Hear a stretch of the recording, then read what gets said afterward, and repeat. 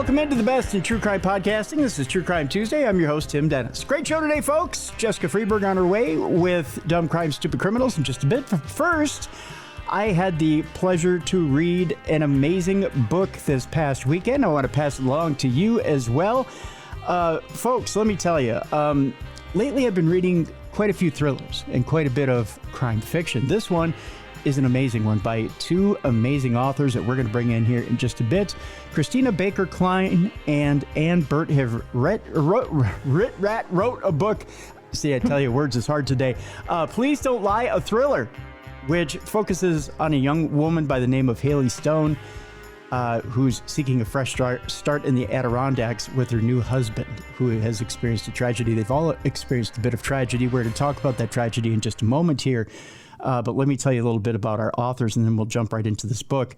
Christina Baker Kline is the #1 New York Times best-selling author of 8 novels, including The Exiles, Orphan Train, and A Piece of the World. She's the recipient of the New England Society Prize for Fiction, the Maine Literary Award, and a Barnes & Noble Discover Prize. Kline has also written and edited 5 nonfiction books. Please Don't Lie is her first thriller. And Burt's debut novel, The Dig, was an American Booksellers Association Indie Next Pick, the Strand Bookstore's Mystery Selection for spring of 2023, and the IndieBound.org's Indie Next List Lead Thrills and Chills Reading Group title for summer of 2024. She's also a nonfiction writer and editor and the past winner of the Meridian Literaries Magazine's Editor's Prize in Fiction. We've got both of them today, which is a huge treat. So I'm pleased to welcome Burt and Christina Baker Kline. So ladies, thank you so much for being in here with me, and I apologize for, I wanted to make sure I got both names correct. Thank you, Tim. It's been a pleasure to have both of you here today, and a pleasure to be able to talk to both of you about this wonderful book. I want to start it off first by opening it with this salvo, and that's this. You've managed to put together a book where, a trauma. Okay, I want to start with this the opening of trauma here, because there's quite a bit to be spread around, and a lot about family and family loss. And I want to ask each of you, before we jump into the actual subject of the novels itself and the subject of the characters and their particular loss, is it something that's touched each of you personally? Is that where you're drawing from in order to get this from the characters? Anne, I want to start with you. Sure. Thank you, Tim. I mean, I feel both as a writer and a human being that stories of family, and all of them always include stories of trauma, whether it's, small or ginormous. It influences generation after generation and action after action. So to write about people who are coming on the heels of trauma into a situation where maybe it's going to cause them to make not the best decisions and lead them into situations that for fiction are really ripe, feels like a naturally human way to approach these characters. We care deeply about these characters, and we want the readers to care about them. And part of that is showing where they come from and, what's been hard for them in this life. Christina, is there a particular trauma that you drew upon in order to bring that to these particular characters when you got together with Anne? As Anne was saying so accurately, we've all been through stuff, and the people we care about most in the world, who are our family members, get old and die. My mother died young-ish, 73, but it was a shock when it happened. And there's not a day that goes by that, I don't think about what she's missing. And of course, in my extended family, there have been many things that have happened. But I think that what Anne and I decided when we approached the idea of writing a book together was that we wanted to create a central character who was really vulnerable. And appealing. I think we fell in love with this woman, Hayley Stone, who is searching for answers through self-help books and therapy and other ways of healing. But the fact that she's in this situation where she's lost her parents, which you know right away at the beginning of the book, and her sister, means that she's very alone, and she's married someone she doesn't know very well. And so I think Anne and I started with this what if question. What if our character is pretty isolated? She's isolated physically. She's in the Adirondacks, in a new house in a town she's never been to until she marries this guy and that he inherits a family home. So she's isolated physically, and she's isolated emotionally because he doesn't really have the tools and she doesn't really know what to do with all of her feelings. Okay. So that was kind of a great place for us to start. Yep. That's right. I mean, Christina, thank you also for reminding me to be a little bit more personal too. I don't mind doing that either. I mean, this is something that we share, is that my father died very tragically and very suddenly. He drowned, actually, in a pond when he was going for his regular afternoon swim that he did every day, and he was a very strong swimmer. So, this was 10 years ago, and you can't get over that. Yeah. It's not possible. So what do you do when you're a writer? You find ways to examine it from one side or another, again, as we do as people. And as people, we do it by talking to people we love, by therapy, by thinking through, and by, as our character Hayley does, seeking some kind of outside source of authority, which she does in these self-help books. And she, as a character, is 30 years old. She's a young adult, but she has just lost all of her touch points, both in her mother, her father, her sister, and her home in New York City that she made as an adult because of all of this trauma, and because she's actually being followed everywhere she goes by podcasters and the internet, because this has become, Tim, you'll be familiar with this, a sensation of true crime in Hayley's world, right? So this is a huge thread in this story. And she thinks, oh gosh, well, maybe a fresh start in a new place where my new husband grew up, a small town in the Adirondacks, where I can get away from all of these traumatic events and people following me. And at first it seems to work, but only at first. We'll get to the ambulance chaser podcaster trope in a minute. That'll come up here later in the interview. But before we get to the main plot points of the book here, I do want to ask this, just so we can recap for our audience here, because I know it's in the book, but how did you two come about getting together to write the book? Let's talk about that first, and then we'll get to the book itself. I can start with that one.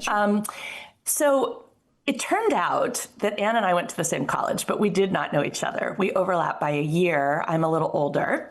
I hate to admit it, but I am. And I was doing a book event. My second book had come out, and we had just moved out of New York City into a suburb called Montclair, 10 miles away, essentially. And I was doing a reading at a bookstore, and Anne came up to me and we started talking, and we've basically never stopped talking. We realized that we were both pregnant. We were due within a few weeks of each other, me with my third, Anne with her first, and we pushed our strollers around. We went to movies together. We started reading books together. We actually joined the same book club, and then we were both in the same writers group. So we've collaborated in our minds for a really long time, and we've collaborated on actual projects as well. We did a book together that was nonfiction a number of years ago. We worked together for 3 months, basically in a writer's room on a Hollywood production that we were invited to do. We brainstormed for a podcast. That was where we first had the idea for our thriller. When we finished this assignment for a podcast, it was accepted. It took us like no time to write an outline that became the outline for this book eventually. And we gave the contract to our agent, and he said, I think you might not want to give this idea away. And they were offering a lot of money, what seemed like a lot of money for an idea. And we were like, well, it took us no time. We could probably do another one. And he said, but this idea is actually really interesting. So he said, I think you could sell it as a book. So we went away and we wrote 3 chapters, and we had an outline that was essentially the length of a Hollywood screenplay, ultimately 120 pages. And we sold the book. in a 2-book deal. And that was how it happened. And then we just went off to the races, and that was how it started. What have I left out, Anne? That was a good story. I liked it. See, Christina, you're pretty succinct about it all. It's pretty nice. Trying to boil it down. But the short answer is we've been friends for a really long time. And we realized fairly early that we connect on a level that we don't with other people in terms of a mind meld. Like, we often have the same critical response to things, and we analyze things similarly, and we kind of agree on a it was not hard for us to agree on a voice together. Our voices melded. The voice that we have in Please Don't Lie, the way we tell that story and the way we're doing the next one, isn't just one style or the other style. It's really a seamless combination, and it's just an amazing thing. I've never had that with anybody else, and it just feels very natural. So we feel lucky to have done that together. Well, it really is one voice. I mean, you don't, if you were writing together, you can't tell that there's one voice or the other pulling one way or the other. I mean, it really is one centralized voice. So yeah, well, thank you for that. Really appreciate that. You know, one of the things that we get asked the most is this just real curiosity about exactly that. Like, how do you collaborate when you are both, writers with your own pathways, your own voices, and your own strong ways of looking at the world? People are a little like, how is this possible? But for us, part of why it works so well is we never thought it wasn't possible. We heard the obstacles, and we heard the people saying, people don't do that. We were like, but why? Why would we? Mm-hmm. We had, in addition to, as Christina said, all of these shared life experiences, we've also had all these shared reading experiences as well. We've been in 2 different book groups together, as well as a writers group together. And so we still are. And still are, right. Collectively, we have read hundreds of books together. That's not an exaggeration, and talked through every single one of them. So we really understand each other's thinking, and even more than understanding it, get this incredible joy from building off of each other. Like, we talk about the concept of yes and in our writing all the time, which is from improv, right, from theater. Right. If you're up there on the stage and somebody says something, I'm driving a car on the moon, you have to say yes and. You can't just say, oh, I don't like that. So for us, that's what generates what otherwise neither of us might come to alone, because our own minds do what they do. But I just feel grateful and lucky to have this incredible creative partner and access to Christina's thoughts and ideas, and to be able to build off of them. And I want to do my best work, because I really want Christina, who is now my first reader, to really enjoy that back and forth and to get excited by it too. So Anne, we're always trying to impress each other. I just want to just jump in and say that. I think part of the reason the partnership works is that we both want to show each other that we're equally in. So we're, right now we're doing a ton of articles and Q&As and essays and stuff. And we're like, I'll do the first draft. We really want to prove that we're in this together, but also I really want to impress. I don't want to let Anne down. I don't want her to read what I hand her and be like, oh my God, that's terrible. By the way, I just want to also say one last thing about Yes And, which is that Anne is starting a Substack that I think is launching in a few days. Okay. That you can find her name, Anne Burt, at Substack, and it's called Yes And. So it's kind of great. Okay, well, that's awesome. That's awesome. So I was going to say, I was just going to ask Anne, is there a part in the writing process, especially when you're doing dialogue, where you throw back and forth and write dialogue, or does one person write dialogue and then throw to the other and they go, well, and then I add to this? Is it much the back and forth? Or both. Is it a collaborative? Yeah. It's both. It's both. It depends. So we do part of our process because, we're not always in the same place at the same time. So naturally, part of it is we trade off. Sometimes I'm like, okay, it's my turn to write the first draft of this dialogue, and I'll pitch it to Christina. Sometimes it's Christina's turn to write the first draft and she pitches it to me. But we always do it with the shared assumption, like, this is a blueprint. And this is basically, we are creating a playground for us to muck around in together. And it's always that. The other way that we work is that when we're in the same place at the same time, which we try to be as often as possible, we both live in New York. We live 6 blocks away from each other. Oh, wow. And we work in one or the other's apartment. parents at each other's tables, kitchen tables with All our day long. computers all day long. We read these dialogue scenes out loud, either each taking a role or one to the other. And we're always going, wait, hold on. What about this? Wait, does that work? I don't know. Let's do that. To the point where by the end of the book, we genuinely don't remember anymore who came up with which piece of it, because both of us have had our hands on every line. And we read the book. This book, I think we read out loud. And Anne has a great reading voice, like a professional level reading voice. So she's usually the one who reads it out loud. But I think 3 times we read this book out loud. So, on top of all the going over and finessing, it's not until you're reading it out loud, or for us together, that we catch some little things. And the pacing, dialogue was really important to us. We wanted it to feel like you were watching it, basically, seeing them in action. So we did really play those roles for each other. Well, Christina, it does feel like you're watching it. I mean, it does feel like it's splayed out on the screen for you, and it does feel very natural. It feels like you're going from scene to scene to scene, and you can see it almost before you read it, right? I mean, it's got that feel. We wanted that feeling of like just propellant and, like you're watching them have this experience. Right. It definitely feels like that. Tell you what, we'll take our break here. When we come back, I want to jump into the plot. And much like you say, you and Anne throw back and forth for dialogue. There's very much relationships in this book that are thrown back and forth between our main character and her husband, her main character and some people who come along. The main character and her best friend Emily, for example, Yes. is a good example of thrown back and forth.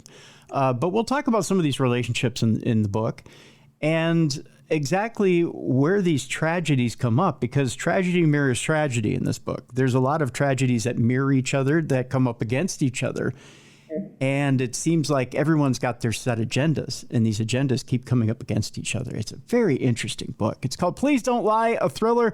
Christina Baker Kline and Anne Burt. See, I was trying to put your names together because you're not synonymous. Right. Meld. Yeah, I tried to make you like Bennifer. I tried to make you one name there. But Christina Baker Kline and Anne Burt are the authors of this wonderful book, Please Don't Lie, a thriller. We have a link in the description of this program right now. Go get the book. When we come back, more with Christina and Anne, and we'll talk about these characters, not only how they come up against each other, but what they have in common, and whether there's a common goal. We'll talk about that as well. It's coming up next, right here on the best in true crime podcasting. This is True Crime Tuesday.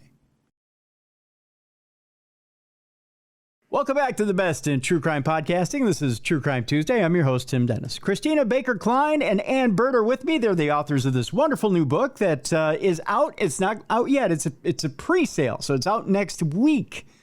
It is called Please Don't Lie, a thriller. And we have the pre-order link in the description of this program. I want to make sure I'm clear about that. It comes out next week, but we want you to pre-order. Pre-order, please, because I've got a sneak peek at that book. Preek? That's not a word. Sneak peek at that book. And by gosh, it is so good. So good. I want you to be able to go pre-order that book and go read that book. By the way, I know the ending and I'm not giving it away. I never do on this show. Never do. But we are going to preview it for you here with Christina and Anne. So let's do that. We've done so a little bit already, and I want to start with Christina here. We've talked a little bit about Hayley, but I want you to go a little bit more into Hayley and a little bit about her family life first. We've talked a little bit about that trauma. Yes. When Hayley first appears to us, she's a damaged person, and she's had, as you've mentioned, a bit of family trauma. But let's get a little bit more into her mother, her father, and she's had a sister that's passed as well, right? Yes. So our character, Hayley, grew up in Florida and in a sort of conventional family that had its own secrets and own things that they hid away.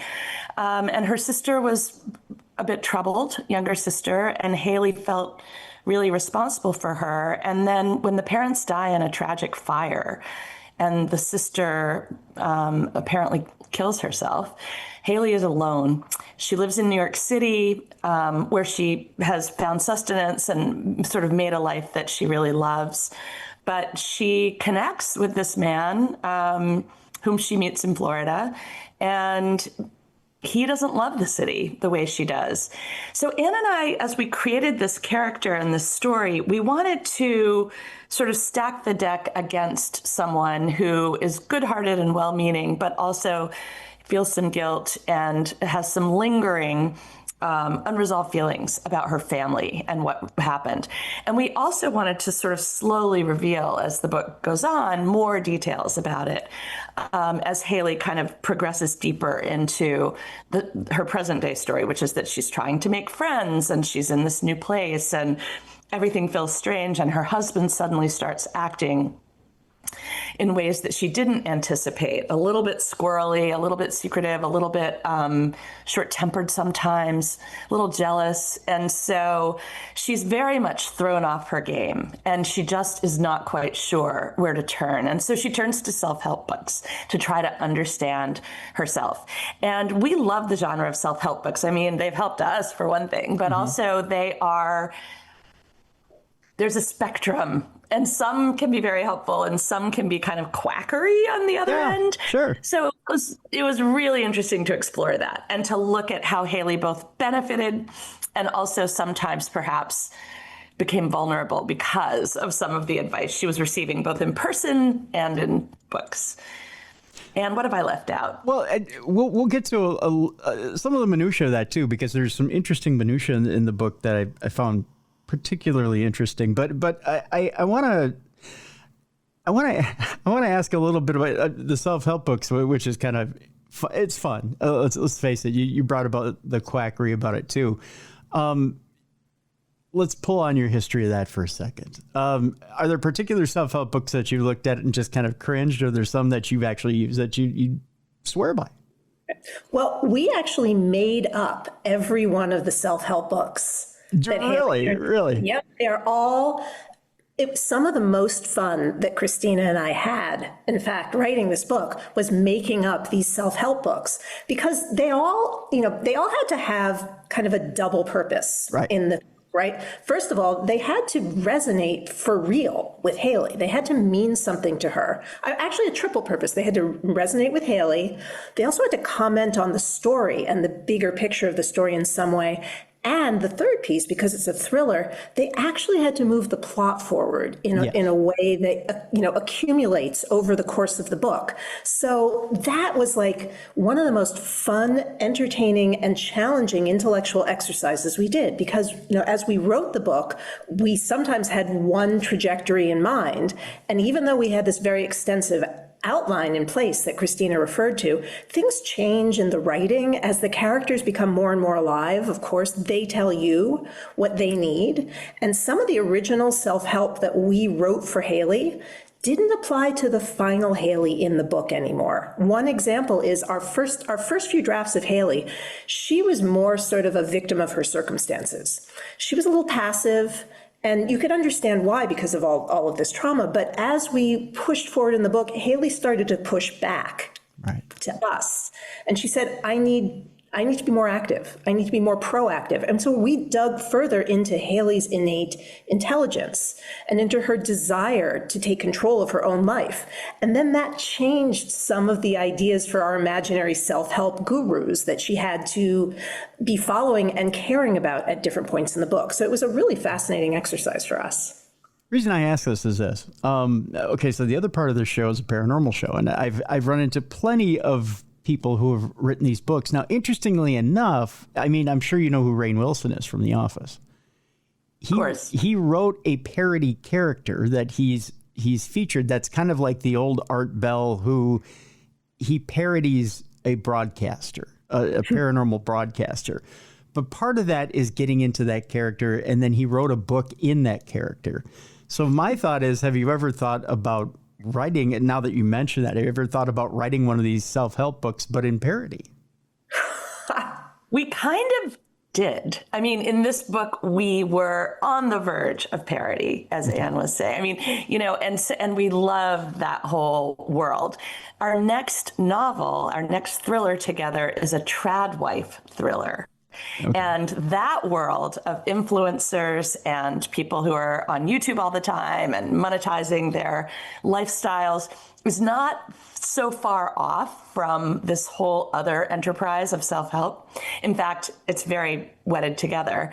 So Anne and I have a fascination with all of that stuff, and we're going to be exploring it much more in the next book. Boy, Christina, you are hitting me where I live today. Holy cow. All right. Well, we're good. We're about 2 minutes away from getting to it anyways, but between YouTube and the podcaster stuff. But we'll get to the antagonist stuff in a second. So there's different areas where, like Anne, you pointed out where Hayley's being pushed.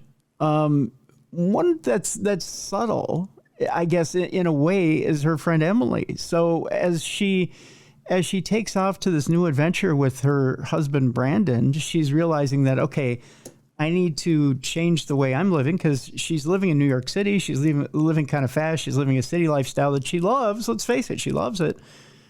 But she needs to change a little bit because Brandon's really a Florida, I don't want to say backwoods type of guy, but he's almost typical Florida man, right? Mm-hmm. But he wants to move back to the East Coast and live an outdoors type life. That's not Hayley, right? So really, Brandon's kind of an antagonist because he's kind of pushing Hayley to a different lifestyle. Well, Emily's kind of reminding Hayley that that's not really you. So she's kind of an antagonist. So she's getting soft antagonism from even the ones that love her, right? Yeah, no, that's right. Emily is a really important character in this book. Emily met Hayley when they were both first-year students in college at NYU, and Emily's a native New Yorker. So at the point when the book starts, because of Hayley's family loss, Emily is the person who's known her the longest and the best. And her role is to be a kind of a truth teller for Hayley and a voice for the reader in a lot of situations, because Emily's like, wait a minute, girlfriend. What's going on? What are you doing? Which we know, readers of thrillers are super smart, super engaged, and we love the interaction that they have and that we have when we read thrillers, because we're the same way. We're fans when we read the thrillers of like, okay, what is she doing? Why is she doing it? Why is she walking into what clearly seems to be a trap? Wait, or is it? Like, am I reading it right? Am I not? So Emily is like that voice for Hayley and for the reader of like, uh-oh, be careful, be careful. So her role is significant in this book.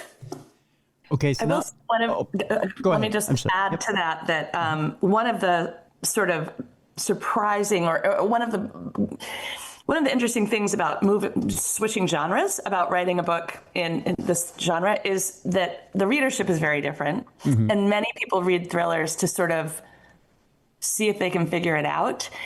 Like, so that there's a whole thing about like, when did you figure out that this happened or that happened?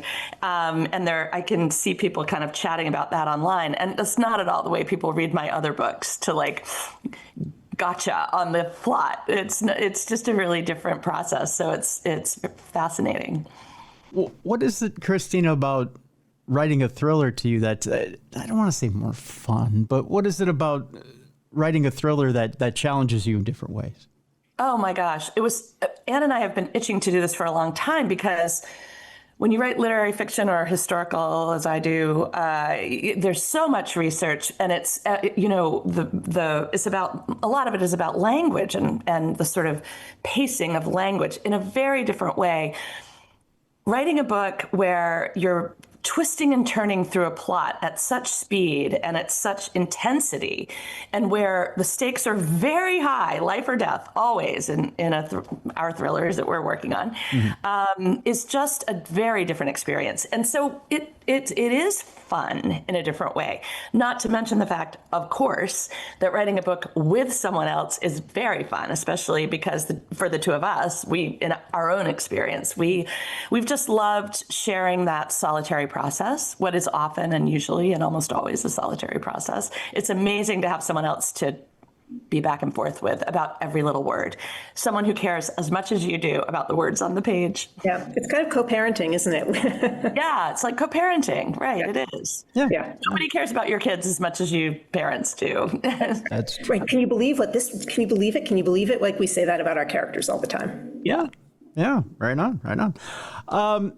So one of the other antagonists, and we should understand maybe I have a little bit of a sympathy for this character, would be Olivia, who's the podcaster who seems to be it's been described as a troll.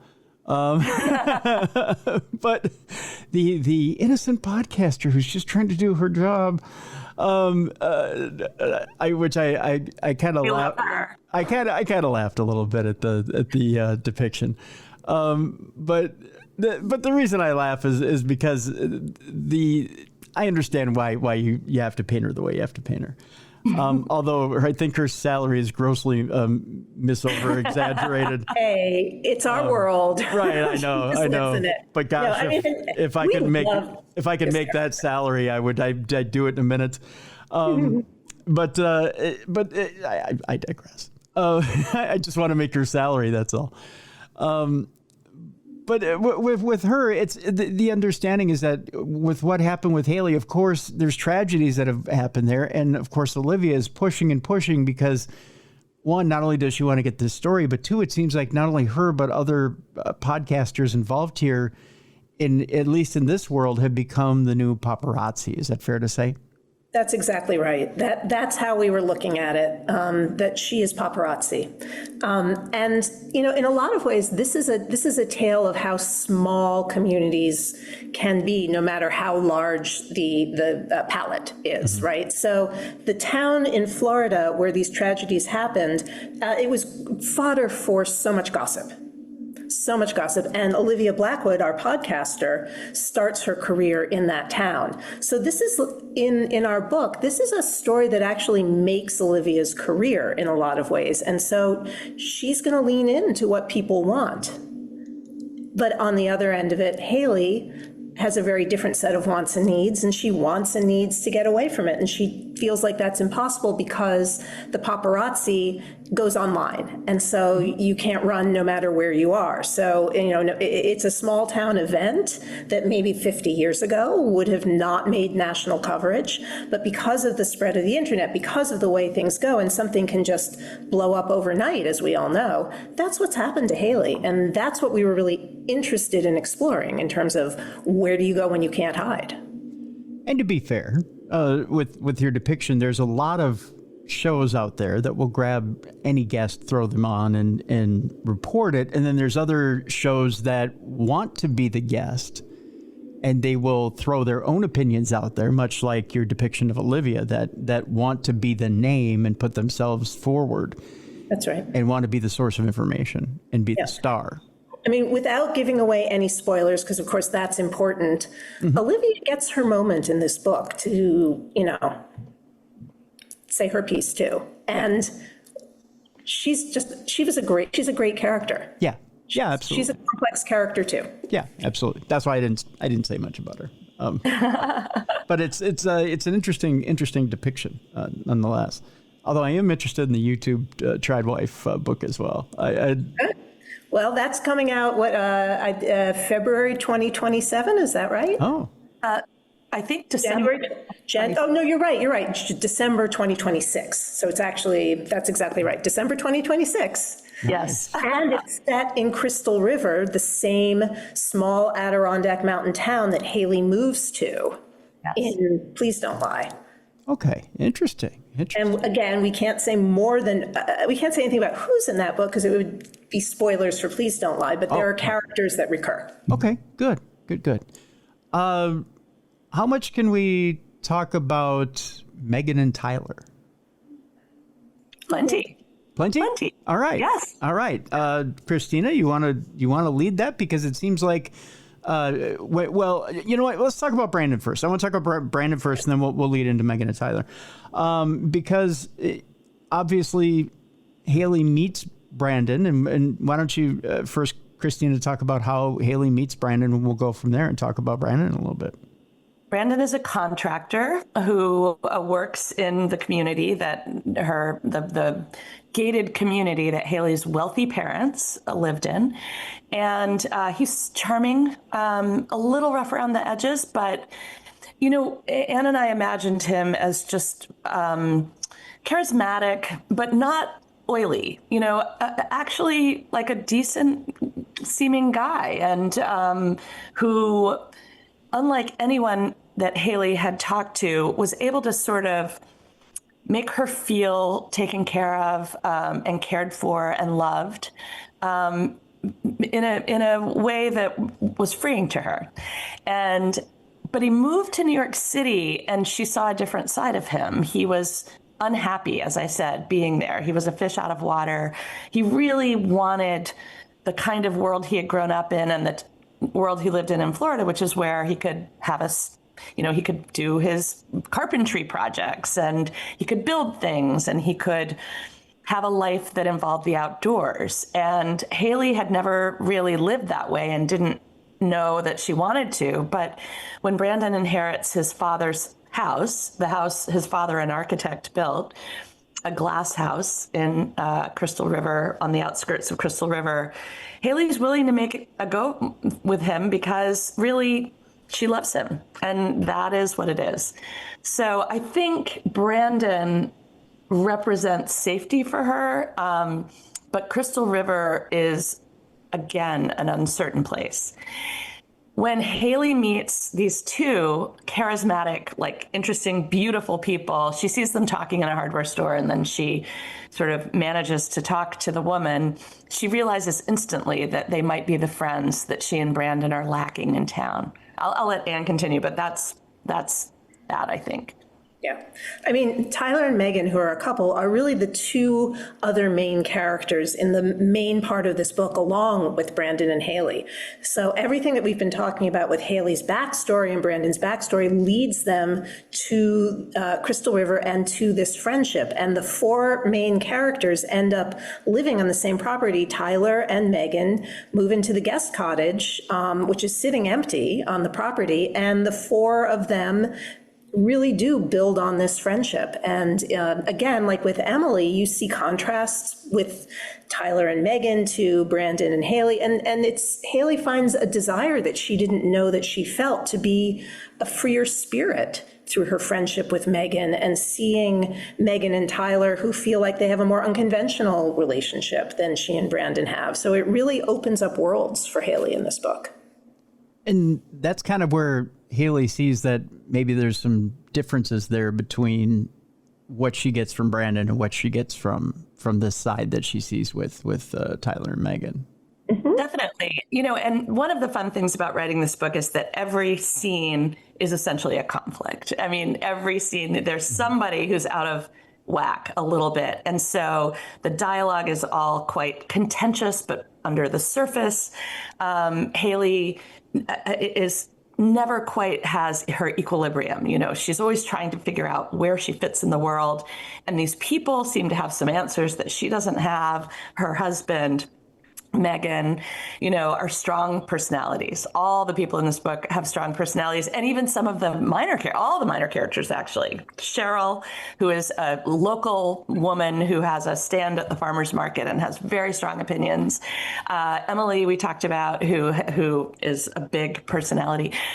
So Hayley's just trying to make her way. She's probably the one in the book who does not have a strong point of view necessarily. She's a seeker. And so in a way, she's a stand-in for the reader. She's navigating her way through all of these people who have secrets and stories that she doesn't quite understand. Can we strike one last match here, Christina, with Cheryl, that just say that she has a secret about Brandon that turns everybody's world around? Yes, there are several pivotal moments in our novel where something turns the story on its head, and one of them involves Cheryl. And actually, because we're staying in Crystal River for our next book, we have even more secrets coming out that are revolving around Cheryl's backstory. Really? So we're having a blast kind of taking what we built in the first book and constructing even more in the second book, because Cheryl's such a wonderful character. We could not let go of that kind of world that she lives in and that she built in Crystal River. Yeah, she was really intriguing, really an interesting character. Yeah. I enjoyed her particularly. Yeah. We loved writing her. It's funny. in a book like this, you're able to really give strong personalities to your secondary characters. And we just had a blast doing that all the way through, picking people who were quirky and strange and interesting, and threw off our Hayley, our poor Hayley, having to deal with all these complicated people. Yeah. And again, folks, without giving too much away, it's that catalyst that gets things going. And once the dominoes start to fall, they fall very quickly. And boy, they get splayed all over the place. And when you think you know somebody, you don't. That's what the wonderful thing about Please Don't Lie, a thriller. So I would say that's the theme of the book. If there's a theme, it's you really don't know. When you think you know people, maybe you don't. And it's appropriately titled, right? I mean, it seems like one character is turning to another and just saying, please don't lie. Please. We do have a character literally say that in the book, too. Yeah, which is, it's those, but really in life, I think you want to turn to somebody and just tell them, please don't lie. It's that person that you want to trust the most, right? That they probably have a secret and you just don't want that secret to hurt somebody, right? I'm trying to remember who had the saying. Who had the saying? I was just watching it the other day. They said, love is like handing somebody a box of weapons, and it's them holding those weapons and not using it against you. That's what love is. That is being able to hold that box of weapons and not having them use it against you. That is so dark. We might have to steal it from you. Yeah, and that's essentially what love is the ability for them to hold that box of weapons and not use it against you. I thought that was so poignant, right? I mean, it's amazing because you could do that. You could do that. Yes, but that's the opposite of Forrest Gump. Right, the opposite of Forrest Gump. Life is not a box of chocolates. No, it's a box of weapons. It's a box of weapons, and because essentially you've splayed open your heart. You hold them a box or hand them a box of weapons and say, please don't use that against me.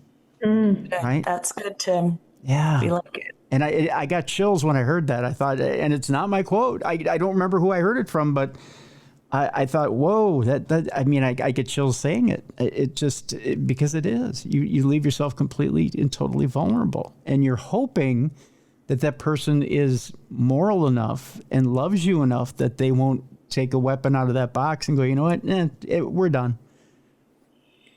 This is true. Yeah. True. And I think that's what a good thriller has in it is just one person saying, you know what? We're done. Yeah. So. And in a thriller, when you're done, it means you're done. Yeah, you're toast. You're done. You're toast. Right? You're toast. You're toast. Exactly. Well, someone's toast in this book. So, but you have to get the book and you have to click on that link in the description of this program to find out who's toast, because we're not going to tell you.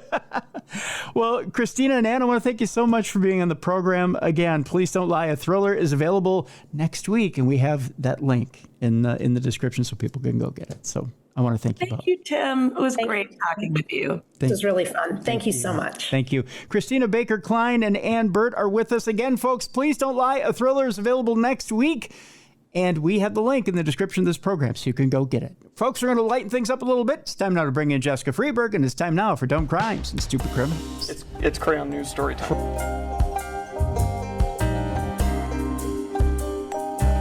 What happened with this dude, Christ Bearer?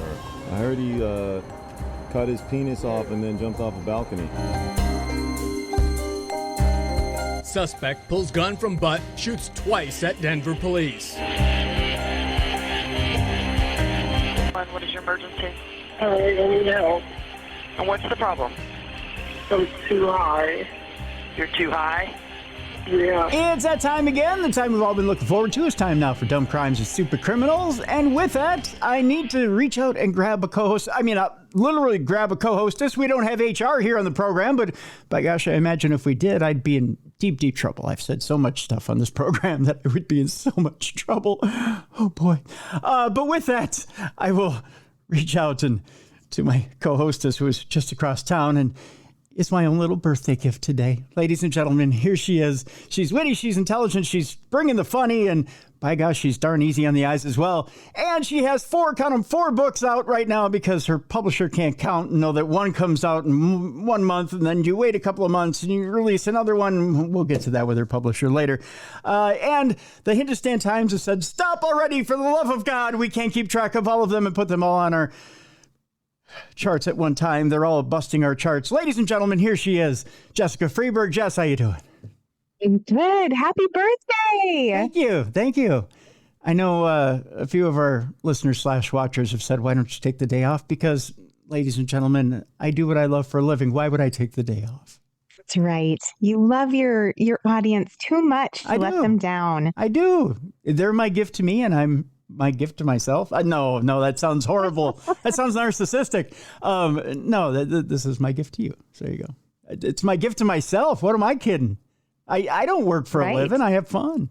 So that's right. That's right. I love it. So I'm just excited to be here with you on your birthday. I'm excited to have you here on my birthday. I know that sounds kind of like a double entendre, but by God, I'm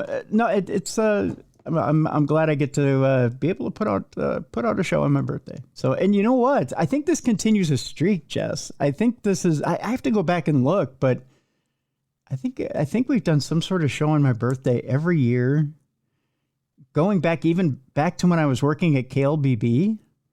Oh wow! I've worked at the state fair on the Midway on my birthday. I think going back almost 30 years. It's been a while. Was that possible when you're only 29? I know. Well, my mom carried me to the Midway, and she said, "Boys, I'm gonna make me a star." And then I failed her miserably. So after that, I don't know. So yeah. Oh, the good old state fair. Did you get to it this year? Not quite yet, but maybe later today. Yeah. Yeah. It'll be fun. Yeah. Yeah, I may make my appearance. Look at the old Midway and go, I remember when. I was just reminiscing about a time we were doing Darkness Radio at the fair, and I had to hurry in to get there. And so I went up to the front of the line, and they let me in because I was going to record with you guys. And someone got really mad at me. This guy got so mad that I was cutting in line, and he goes, "Oh, you millennials." And I turned and looked at him, and I was like, oh my God, thank you. Oh, bless your heart. Millennial? I'm far from it. Well, for that. Well, you do you have a very young face. I used to. I don't anymore. You do. You don't look a day over 35. God love you. Yeah, we're both aging just like a fine wine. Well, I hope so. Yeah, It was unfortunate. They only had, back in those days for iHeart, you had to be on staff in order to have parking privileges because the parking lot was right in back of where we would record. So, but yeah, I shouldn't say right in back because you still had to hustle up one of the streets in order to get to where all the media booths were, right? So it was still like, in order to hustle up there, it was still probably like a 10-minute run or whatever to get up there. It wasn't really a close jaunt. Not super convenient, but it's a state fair. It's not meant to be. I love this. To be crazy. I love broadcasting from the state fair. You know, every jock I shouldn't say every jock, but most jocks used to bitch and complain about the 10 days of the fair. I mean, they would talk about it like they were breaking rocks at the state prison or digging ditches. To them, it was like, oh, it's fair time again. Oh, I'm like, are you kidding? That used to, when I was a kid, when I was a little kid, 32 years ago, I used to dream about broadcasting from the fair. When we would walk around the fair, there were all these jocks that were there, and they were broadcasting out of wherever they were broadcasting out of. And I used to sit and watch these jocks broadcast, and I'd go, oh my God, that's like the best job ever. Yeah. Right? I mean, yeah, the energy is so fun. Like, people are there like watching you, and there's just so much joy in the air. It's just a good vibe. And the first time I got to broadcast from the fair, I was in heaven. I thought that was amazing. I thought that was the best job in the world. I thought you can't do better than this. This is it. Yeah. Yeah. And I made it. Yeah. I really did think I made it at that point. I thought this is it, right? Your boyhood dream had come true. Right. I thought you can't get any bigger than this. This is it. Right. And everybody thought I was nuts. Yeah. Yeah. Although I did see what kind of work it took because I worked on the engineering team for a couple of stations to actually set that stuff up. Yeah, I'm sure it's a lot. Oh my gosh. Between the mice that get in there to chew up the wiring and the fact that they're temporary structures. So anytime it rains or snows because they're temporary structures, but they stay up all year round. So, gotcha. Yeah. So, and there's not a lot of insulation or anything in there. So, rain and snow wash out all your work. And it's again, I'm complaining, but so you got to go in, and even a month or two before you get going for just the 10 days of the fair, sometimes you have to go in and rewire everything. And it's right. Yeah. And it's kind of a pain, but it's a good pain because then, you get the 10 days of having fun out at the fair, or you get the 10 days of jocks complaining about what a pain in the ass it is. You're just a glass half full kind of guy. I like that about you. Yeah. But and you get, half the fun is, okay, so you get the really nice people that come out and they talk about how much they enjoy listening to you or how much you're a part of their lives or whatever. And that's what makes the whole thing so much fun. But then you get the people watching, which is half the fun too. It's the one, and you guys know what I'm talking about. You get some of the oddballs that come out that you just go, oh man, this is the other part of the job that's so much fun. Right? I mean, this is the price of admission right here. This is the whole reason you take the job. Yeah, totally. So, yeah, that's the other part that's fun. And Mally and I did a bit out at and I wonder if the video is even still on social media. She was just talking to me about it a couple months ago about we did a roving reporter, how reporters are caught out in hurricanes all the time. Well, there was just like a stiff breeze out there, and we were covered up in ponchos that we had gotten from the iHeart booth, and people were looking at us like we were nuts because it was just like there's just like a little bit of a breeze, and we were like, we're out here in the middle of the storm right now, and we were wearing these Bob Davis glasses that they had for the morning show. They were these big, thick. It was just stupid, and people. So fun, though. Oh God, people looked at us like we'd been hit in the head with a hammer. But it was fun. It was just a lot of fun. But yeah, I miss State Fair time, broadcasting from the State Fair. Someday, good memories. Someday, Jess, we'll get affiliated with a station to go out there and make fools of ourselves. Let's manifest it. We're doing it right now. We're putting it out there. Do it. Yeah. So just so we can go be idiots for 10 days out at the fair. That's all I want to do. Just go out and be Instead idiots. of just being idiots in our own little private studios where no one can witness the joy of the idiocracy of us. That's right. We'll go out there and be idiots for a few days at the fair. I mean, that's the name of it, right? That's the whole reason we do this. So we can go be idiots in public. It's the whole reason for doing it. Well, we're going to start off dumb crime, stupid criminals by recognizing one of the good ones, and then we'll jump into some of the funny here. Everybody knows or has run into, if you're surfing social media, about Judge Frank Caprio, who was one of the good ones. He was that famous judge who sat up on the bench and gave everybody a break, even when they were just going through a tough time in life. Well, Frank Caprio passed away at the age of 88 after being diagnosed with pancreatic cancer, unfortunately. The late judge and content creator was known for his reality show Caught in Providence, where he presided over court cases with compassion, becoming known as the nicest judge in the world. Reality TV star, Providence, Rhode Island municipal judge Frank Caprio, again died at the age of 88. He was known for that show, Caught in Providence, which ran between 2018 and 2020, and received multiple Daytime Emmy Award nominations. He died peacefully following a long and courageous battle with pancreatic cancer. And that was posted to his Instagram account on August 20th. The caption on the post said, "Beloved for his compassion, humility, and unwavering belief in goodness of people, Judge Caprio touched the lives of millions through his work in the courtroom and beyond. His warmth, humor, and kindness left an indelible mark on all who knew him. He will be remembered not only as a respected judge, but as a devoted husband, father, grandfather, great-grandfather, and friend." The statement continued. His legacy lives on in the countless acts of kindness he inspired. In his honor, may we each strive to bring a little more compassion to the world, just as he did every day. Caprio was known for the way he presided over his courtroom with compassion, causing clips from his show to go viral on TikTok in recent years, and earning him the title of the nicest judge in the world. As a result of the clips from his show going viral, Caprio had also gained a substantial online following, amassing over 3 million followers on Instagram, 1.6 million on TikTok. So Judge Caprio will live on with a whole new generation, which is good. I love that. He was a good soul. Most definitely. And an inspiration and an example for future generations to come. That, you know what, sometimes just a little bit of niceness goes a long, long way.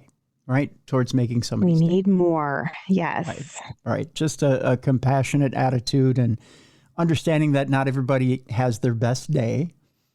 And sometimes when they don't have their best day, they can make their worst mistakes. And sometimes just a second chance is all somebody needs in order to redeem themselves. Right. Yep. Yeah, exactly. So rest in peace, Judge Caprio. We'll see you on the other side, my friend. All right, let's get to it. A lot of our friends out there who are listening sent in stories this week. And by gosh, they're interesting ones. Tony did more than his fair share of the lay work out there. You're going to regret this. A body cam video showed a prosecutor's arrest at a New England restaurant. And boy, was she saucy. I can barely get it out of my mouth here, Jess, because it's that saucy. A prosecutor repeatedly told police officers to turn off their body cameras before she was arrested outside of a busy New England restaurant last week. Rhode Island Special Assistant Attorney General Devin Hogan Flanagan. It was the Irish in her, evidently, that got her going. Was taken into custody for trespassing after she reportedly refused to leave the Clark Cook house on Bannister's Wharf in Newport, Rhode Island on August 14th, according to the Newport Police Department. Flanagan repeatedly told the arresting officer, "I want you to turn your body camera off during the incident." As a prosecutor, you can't tell a police officer that. Fussy. Where do you get off, right? I mean, you're not his direct superior. You can't say that. The officer then can be heard asking a man at the eatery's host station, "Do you want them trespassed?" The man responds, "Anything we can do." That's why you remain nice to your servers. Yeah. Right? Keep your words sweet, because you may end up being prosecuted later on by your peers at the courthouse. Your colleagues. Your colleagues, yes. The officer then informed Flanagan and another woman that they were trespassing and asked them to leave the area. After some pushback, the officer said, "Let's go," and placed Flanagan in handcuffs. Oh, that is so demeaning. And stuffed. Right. To be the prosecutor in here. Come on, move it along. Probably not what she thought was going to happen that day when she went out to dinner. As Flanagan was escorted to a nearby police cruiser, she could be heard in the video yelling, "I'm an AG, I'm an AG." No, that's OG, original gangsta. You're not an attorney general. Yeah. She got it close. OG AG. Yeah, OG AG. Close initials. Yeah. She yelled, "You're going to regret this. You're going to regret it," Flanagan warned the officer as she was loaded into the cruiser. Here's a little bit of a picture of her in the back, a little a little pissed off there, Jess. Oh, yeah. She looks raging mad. Yeah, she's not having it, is she? The police department stated that the officer did not comply with Flanagan's request to turn off the body camera as she was a suspect in a case, not a victim. So, yeah, she would have had victim's rights, but she's by far not a victim. Yeah. Flanagan has worked for the Rhode Island AG's office for 7 years, officials said. Flanagan hasn't commented on the body cam footage. The incident remains under investigation. So good luck with that, AG. We hope it goes well for you. Good speed. Yeah, let's hope the penalty isn't too stiff. Unlike the tip, which you probably stiffed your waiter too, I'm sure. Oh, I'm sure. You don't leave a tip when you've been stuffed and cuffed. No. Or cuffed and stuffed. The other way around. Although I would. I would leave a little something on the way out. I mean, it wasn't Would their ya? fault. Yeah. No. No. I'm sure they did their best. Although I always tip. I'm an over tipper. me too. Yeah. I do as well. You know, they do a very good job and they don't make much for a wage, you know. Yeah. Yeah. You have to do what you You have gotta to do. tip them. Even if they are prosecuting, you probably should at least leave 10%, you know, just saying. Okay. This next one is an international story. A crypto scam fugitive is caught after littering in Seoul, South Korea. Now, if you're going to do one crime, Jess, you probably shouldn't do another, knowing that you're getting away with one because... That's what gets him busted, littering. I love it. Yeah. An alleged cryptocurrency scammer's 5 years on the run ended after he was arrested for littering near a train station in Seoul, South Korea. Police said they only intended to arrest the man for throwing out a cigarette butt on the ground. But they got suspicious when he begged them to let him go just this once. Wouldn't you just take the ticket and go? Yeah, he's protesting too much. Yeah. The man also refused to show his ID, pretended to take a phone call, and offered police money in exchange for letting him go. They're like, dude, it's just a littering ticket. It's not that heavy. Yeah, just take it. Upon questioning, police found out that he was wanted for allegedly defrauding 17.7 billion won, or $13 million from 1,300 people through a cryptocurrency scam. Not cool. That's why you didn't want to get caught. The man, who's in his 60s, has a standing arrest warrant for 10 charges relating to the alleged cryptocurrency scam, including fraud. The man has since been handed over to the Seoul Southern District Prosecutor's Office, which has been leading the investigation against him. Rising cryptocurrency-related crimes have prompted concern from governments across the world. According to blockchain analytics from Chainalysis, cryptocurrency platforms lost $2.2 billion to theft in 2024, while illicit actors received an estimated $40.9 billion in cryptocurrency. See, I have friends that have invested in cryptocurrency, and to me, maybe I'm the old man in the room, but I can't imagine investing in it. To me, it's still so sketchy. It's just, yeah, it's different. I really like NFTs. Like those were really cool for a minute, like the non-fungible tokens that are like art that you can own. Yep. I don't know if they're still as big as they were for a little bit, but I think they might have cooled down a little. But yeah. But I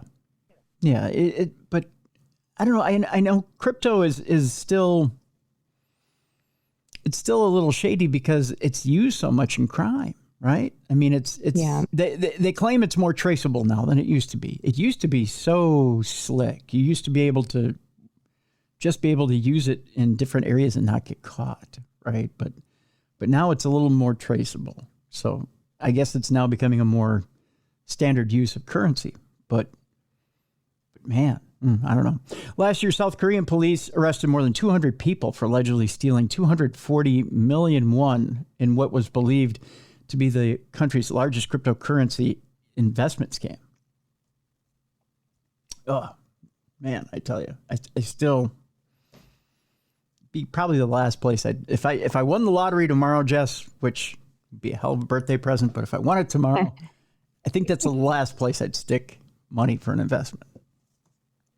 yeah. Yeah. Buy yourself some gold bars, stick them under your bed. There would be a certain, well, and then tell everybody, come on and get them. Yeah. I don't know if this house is probably the most secure house in the world. But there probably would be a certain amount that would get thrown into physical metal. I mean, it's not, it doesn't matter what the economy is. It's always somewhat of a solid investment, but I mean, just a small amount, but I mean, Yeah. but there's always some long-term investments you want to throw it in because, you never know. Right. That was the thing. My dad's, I would say he's not a doomsday prepper, but he's like borderline, when Y2K was happening and he had everything because he was convinced the world was that was like, the apocalypse was going to start on that night at midnight. And that was one of the things he had was gold bars. Like that was on his list of things he needed to have. Well, you should always have some sort of base, right? You got to have some sort of, if you're looking at a full portfolio, right? And you want to have some sort of base that has some solid, whether it be bonds or gold or silver or something to it, that has some, whether it be T-bills or bonds or whatever, it's something that has a solid financial base that you can say, okay, this is money that's going to grow slow or has solid value. Yeah. And then, not going to depreciate. Yeah. Really. Yeah. And then have a little bit of money that you play with that you can grow either exponentially or grow at a slower rate or whatever, I mean, but don't play the Don't market. throw it all in crypto. Yeah. Don't throw it all in crypto and go, woo, we're going to get rich. Cause when you got Dongcoin out there and you go, yeah, I'm going to throw it on Dongcoin. Yeah, you're probably not going to. I'm just not savvy enough to understand it all. So yeah. And I'll just stick with the gold bars. And I don't know that there's a lot of traders out there or a lot of investors out there that know crypto all that well either. So, good luck to you on that deal. And that's surprising. This guy was in his 60s and he was using it as a scam. To me, it's like a younger generation's thing, that they're understanding better than people our age and above. Oh, I think everybody jumped in a couple of years ago. Yeah. Yeah. And everybody can smell a scam, right? Everybody knows when there's money in the water or blood in the water, one or the other. Yeah. So like sharks. Yeah, they all go for it. That's for sure. This next story, I'm trying to remember who sent me this next story. I don't remember if it was Matt, Pat, or whoever, or Tony or somebody sent me this. By the way, I don't mean it facetiously. Every story that's sent to me, I try to use. The headline alone is hysterical. U.S. Air Force vet charged with felony assault with a deli weapon. A deli weapon? Like salami? Yeah, that kind of deli. I'm like, deli weapon. Interesting. Delicious. Although, when I say Subway sandwich, I don't know that deli is a pretty liberal use of the word deli. The man accused of throwing a Subway sandwich at an immigration enforcement officer during President Donald Trump's federal takeover to decrease crime in Washington, D.C. is an Air Force veteran who served in Afghanistan. A deli weapon. So Subway sandwich, I guess, is now a deli weapon. Video of the incident last week shows 37-year-old Sean Charles Dunn chewing out a U.S. Customs and Border Protection officer and assaulting him with a deli weapon, hurling his unopened sandwich at the officer's chest. I would have said, thank you for your service, and here's something to eat. Right? A deli weapon. There's actual video of this. I know people have seen it before, probably. DOJ says it's taking this ham seriously. Oh, God. That's a horrible line. Arresting Dunn Wednesday and charging him with a felony. Attorney Pam Bondi posted on X, if you touch any law enforcement officer, we will come after you. I wonder if it's for the cookies, because there should have been dessert with it. So, or your bag of chips. Right. You forgot to give us the whole meal. Well, don't throw the drink, because that's assault too. Yeah. Yeah. Yeah. I just learned that this defendant worked at the Department of Justice. No longer. Bondi went on to say. Not only is he fired, he has been charged with a felony. She also accused Dunn of being part of the deep state. Not if you're eating at Subway. I think the deep state could probably afford a nice meal out. Probably. Yeah. Although, Subway's delicious and healthy. So I'd rather have Jimmy John's myself, or maybe Herbert's and Gerbert's. Oh, Herbert. See, Herbert, now we're getting into sandwich talk. Now you're in my realm. Now you're in my world. First of all, Jersey Mike's. Okay, now if we're talking sandwiches, but there's a sandwich shop vastly not thought of by anybody. Firehouse Subs. Why do we not? I've never had it. Okay, now Jess, in your area of the country, I'm going to encourage you and the kids and the hubby, go over to Firehouse Subs. Okay. It's going to change your world. And not only that, but they also give back to firehouses everywhere, to firefighters. Oh, I love that. Yeah, see? So you're going to want to give back to your communities. I like the concept. And not only that, but I took my mother over there for lunch the other day. And she loved it. Oh my gosh. Okay, so I got her a small, they have a like a brisket and cheese sandwich, which by the way is amazing. And my mom doesn't eat much to begin with. This small sandwich, she killed it like a wolf on a small chicken. But yeah, it was gone. And she's like, I don't know why I'm eating so much, because it's a good sandwich, Ma. Go ahead and eat it. It's delicious. Yeah, it's a good sandwich. Don't make excuses. Just eat the sandwich. But yeah, it's an amazing restaurant. So yeah, Firehouse. So if I had to rank them in national chains, Firehouse, then Jersey Mike's, then Jimmy John's. Yeah. I don't know that I'd feed my animals Subway. I mean, I tend to take very good care of them. I don't know that I'd feed them. But that's we usually avoid the Subway if we're on a road trip, and that's the healthiest option next to McDonald's or whatever. We'll stop at the Subway. But yeah, we'd rather have Jersey Mike's or something like that. Right, there you go. Yeah, sandwiches. I'm right there with you. Right there with you. Yeah. There's a new one in Anoka, which I'm trying to remember the name of it, and somebody's going to email me and tell me what it is. I went there once. They have Kobe beef sandwiches. Ooh. They are amazing. They're to die for. And they do like a Kobe beef French dip, which will change your world. But I don't know, and I'll send you the name offline. But they also do Kobe beef like steak sandwiches and stuff like that too. They do a Kobe beef like cheesesteak, and they do Kobe beef French dip, and they do these sandwiches are amazing. I want to say it's like Rosati's or risotto, something like that. Okay. But oh my gosh, Jess, this thing needs to be a national chain. Although the sandwiches, you do have to mortgage your house in order to buy them. But they're amazing. They're amazing. Okay, enough with the sandwich. They're worth every penny. Yeah. Yeah. But so according to service records, to wrap up the story obtained by Military Times, Dunn entered the Air Force in July of 2006 and separated in May of 2011. His assignments included a deployment to Kandahar, Afghanistan, from July 2010 to January 2011. He did receive more than a dozen awards during his service, including the Korean Defense Service Medal, the Global War on Terrorism Service Medal, and the Air Force Good Conduct Medal. So this isn't a guy who just, he wasn't a private somewhere. Right. Right. And not that matters. I mean, he served his country.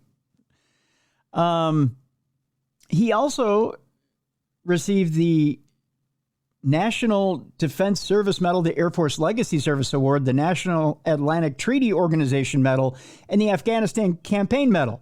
He's decorated. Yeah, super decorated. That's amazing. Yeah. So he probably threw that Subway with force. I'm just saying, he knows how to use a sandwich. It probably hurt worse than if I threw it at them. Right. If you pitched a Subway sandwich at them, they probably go and knock it away. When he threw it, they were like, "Oh my eye!" Yeah. He knew how to put some mustard on that throw. See what I did there? Some mustard on that. He He made it a weapon. Yeah. He weaponized that sandwich. That's why they said it was a deli weapon. Yeah, I get the headline now. We continue with the food news. As a beef bandit is arrested after stealing hundreds of dollars worth of meat from Walmart in his pants. What? Yes. In other words, no, I'm not happy to see you. And yes, that's a whole bunch of beef in my pants, as they stopped him at the front of the Walmart to arrest him. Oh, what a strange choice. Although, you know, if you shop meat at Walmart, it's cheaper than most places. Yeah, they got good prices there. I'm surprised. If you're... But how are you going to sneak it out in your pants? It feels like you're going to notice it. Well, it feels pretty soft. Say. It feels pretty soft, first of all, if you're sneaking it out in your pants. I'm just saying. But second, this guy, first of all, looks like he probably doesn't get a lot of attention at home. So sneaking anything out in his pants probably feels pretty good. But That's second, a lot of meat, though. Look at all of that. I know. Look at what's on his hood. He had that in his pants? I guess. Dang. Those Yeah. must have been some big pants, like the 80s, like, you know, what do you call those? Like, you remember? I don't know what rappers used to wear. You remember David Byrne? And, you know, you may ask yourself, why do I live here? You know, the days gone by. You remember he was wearing the big suit? I imagine he walked into Walmart with that David Byrne big suit on. And he just started filling his pants, singing Talking Heads, right? He's like, no one's going to notice. Yeah. And the days gone by, here goes filet mignon in my pants. They're just going to think I got a big butt. And he cannot lie. Here goes another beef thigh. It's going down my chunky pants. thighs. Yeah. There you go. See? But this guy kind of looks like a really old David Byrne. Yeah, he does. He does. Denham Springs, Louisiana is where we're going. A beef bandit is what they're calling him. He was arrested after stealing hundreds of dollars worth of meat. That's the sad thing. You saw how much was on that car. Yeah. That's only hundreds. That's only hundreds of dollars. In a real grocery store, that's thousands of dollars of meat. Wild. At Walmart, they're like, it's $2.50. Yeah. Yeah, that's it. $2.50. Beef bandit was arrested after stealing hundreds of dollars worth of meat from Walmart by stuffing it in his pants, according to police. The Livingston Parish Sheriff's Office said dispatchers received a call Wednesday morning about a man who left Walmart without paying for the concealed items, only to return and try it again. He tried it again, Jess. Why? Because it was so easy the first time. Yeah. He did it. He must have done. He was on to something. He must have done this multiple times. Sheriff Jason Ard said witnesses reported that the suspect drove off in a black Honda with no license plate. The Denham Springs Police Department later spotted and stopped the vehicle on Range Avenue near I-12. Deputies found multiple packs of hamburger meat and ribeyes in the car. It's got good taste. Yeah, I like me a ribeye. Yeah. Investigators determined some of the meat was stolen from Sam's Club. It's even cheaper there. And in a bigger package, Tim. Yes. How do you fit that down your pants? This guy has got to be wearing like size 72 waist pants. I mean, they got to be out to here. And then how do you walk? Swish, swish, swish. He's got to sound like, you remember the old tough skin pants? Yeah. The old corduroys? It's got to sound like that when he walks. Because you got the cellophane in there just rubbing against itself. And yeah. It's got so weird. It's got to make odd sounds. It's got to sound like a jungle in there. You know, the squeak, squeak, swish, swish, squeak, squeak, swish, swish. They said get this, you saw all that meat, right? I mean, people who were watching the video saw all that meat. How much, let's play Price is Right here, all right? How much do you think was on the hood of that car? Okay. I'm going to be really bad at this because I don't buy meat anymore. I mean, I grew up on a farm, so we just get a quarter cow for Christmas. Like that's and something I just don't buy anymore. But Merry Christmas to you. Yes. Nothing says Merry Christmas, Happy Birthday, Baby Jesus like a quarter of a cow. That's true. Let's say, I'm trying to remember how many packages were in that photo. Here, I'll give you another visual clue here. Here. Okay. I want you to be able to weigh this out. There you go. Okay. There you go. That's what it looks like. How much do you think is a dollar amount right here? Here we go. We're playing the visual daily double here. How much in dollars do you think that is? Even if it's Sam's Club combined with Walmart, Jess, how much do you think is on the hood of this car? It's got to be around $400. You are so close, my friend. Am I? Good. You okay. are. The grand total of hamburger meat and ribeyes, and keep in mind, there are more ribeyes on the hood here than there are hamburger meat. $300. All right. Okay. There is a ton of meat on this car for $300. I know. I think he was shopping at the right place. He just wasn't shopping right. Oh my God. First of all, I'm springing this guy from jail because I want a bargain shopper like this. I mean, honest to God, he got good bargains. I wonder if he's looking at the labels before he shoves them down the old trousers. That's what he's getting the best deals. Like he can't help himself but go for the cheaper prices. Yeah. I mean, because he's shopping at Walmart and Sam's Club, so he's going for bargain.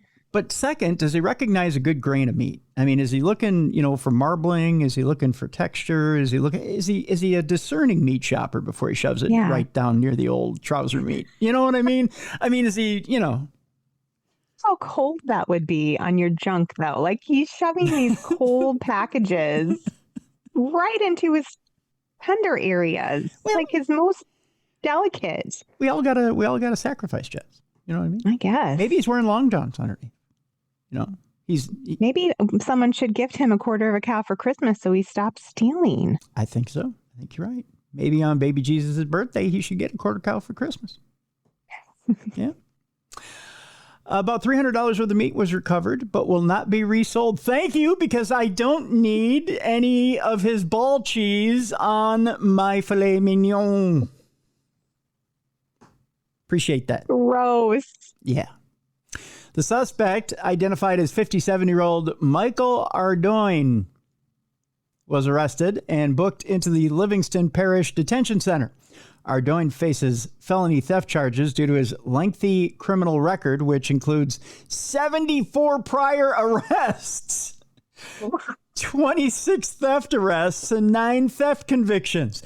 Here's the thing, Jess. He has over 100 of these, and he's only been convicted 9 times. That's why he keeps going back. Yeah, he's like, I keep getting away with it, so why not? Yeah. He's shopping for free. And we're paying for it, Tim. With higher prices. Not only that, but I hope they're not restocking most of the stuff that's going in his pants. Oh, you're getting some ball cheese on stuff you buy at the store, though. It's just happening. Maybe that's why I'm paying a little bit more and going to the butcher shop. Nobody ever goes to the butcher shop and says, hey, by the way, has that been in your pants? At least, they might start now. I think I might start going to the butcher shop and say, hey, by the way, has that been in your pants? Can I have a guarantee that this package has touched nobody's balls? Is this balls free? I'm just wondering, because I am paying a little bit more than I would if I were at Walmart. Mm-hmm. I'd just like to know that this hasn't touched your junk. You expect a little, ball cheese on your Walmart packages, but you don't expect it when you go to an actual meat shop. Right. You're right, Jess. And I think that, as they used to say on NBC, is one to grow on. That's for sure. This next story reminds me of high school. I've told the story on this show before about when intern Yoko and I and my best friend, we wrapped our newspaper advisor's car in toilet paper because he was trying to get the... didn't I tell this story? I've told the story to you before, haven't I? Sure, yeah. He was trying to get the paper to bed. He was trying to get it to the printer. And we decided in one of our last days as seniors that we were going to wrap his car in toilet paper and hasten his drive to the printer because we thought that'd be funny. It's pretty funny. And we hid in the bushes to watch him try to get even through all better. that toilet paper to get and Harry Jackson was, which sounds like a porn star name, I know. Harry Jackson. It does, doesn't it? That was his Almost name. as bad as my bus driver, Dick Crab. I know, but it was his name. He's the Who sweetest. names their kids these things? Come on, I parents, know, do right? better. I know, do better. Don't look at a sweet little innocent baby and go, Harry Jackson. But Harry was the sweetest man in the world, and he believed in all of us. I don't know why. He had no reason to. We were all a bunch of putzes. But we proved it. We proved it that fateful day that we were all a bunch of putzes because we wrapped his car in toilet paper when he had to get the paper to bed. But as he went to his car, you could just tell we were sitting in the bushes. As he's walking to his car, he's like, no, no, no. And he's saying it out loud. And, like he's seeing his car look like the Mummy. It's all wrapped in white because we used only the finest. We used Charmin. Good choice. Because it's spongy, one, and if it were to rain, it would have been soupy. Yeah, right. It's good. It's very strong too. It is. It's very strong. It's Thank you, Jess. It's pliable. It's durable, and it's really hard to get off of a car. So he's like, no, and he's ripping and tearing. And mind you, what happens when you buy the see, kids? Let me tell you something. Back when Timmy was a kid. Toilet paper was cheap, and you could buy a lot of it on a high school kid's salary when you were working minimum wage at Chuck E. Cheese. And you took your weekly paycheck over there and went, I'd like as much toilet paper as I can get, and went up to the cash register with a whole bunch. So we took and bought the industrial packs of Charmin, and of course we get an hour for lunch, so we can go do whatever we want. So we wrapped Harry's car and toilet paper. And what happens is I had to teach my compatriots in crime how to wrap a car like you'd wrap a hockey stick. So what you do is you get one person on the other side of the car and you throw the toilet paper over the top and you wrap it around like a hockey stick, right? Yeah, okay.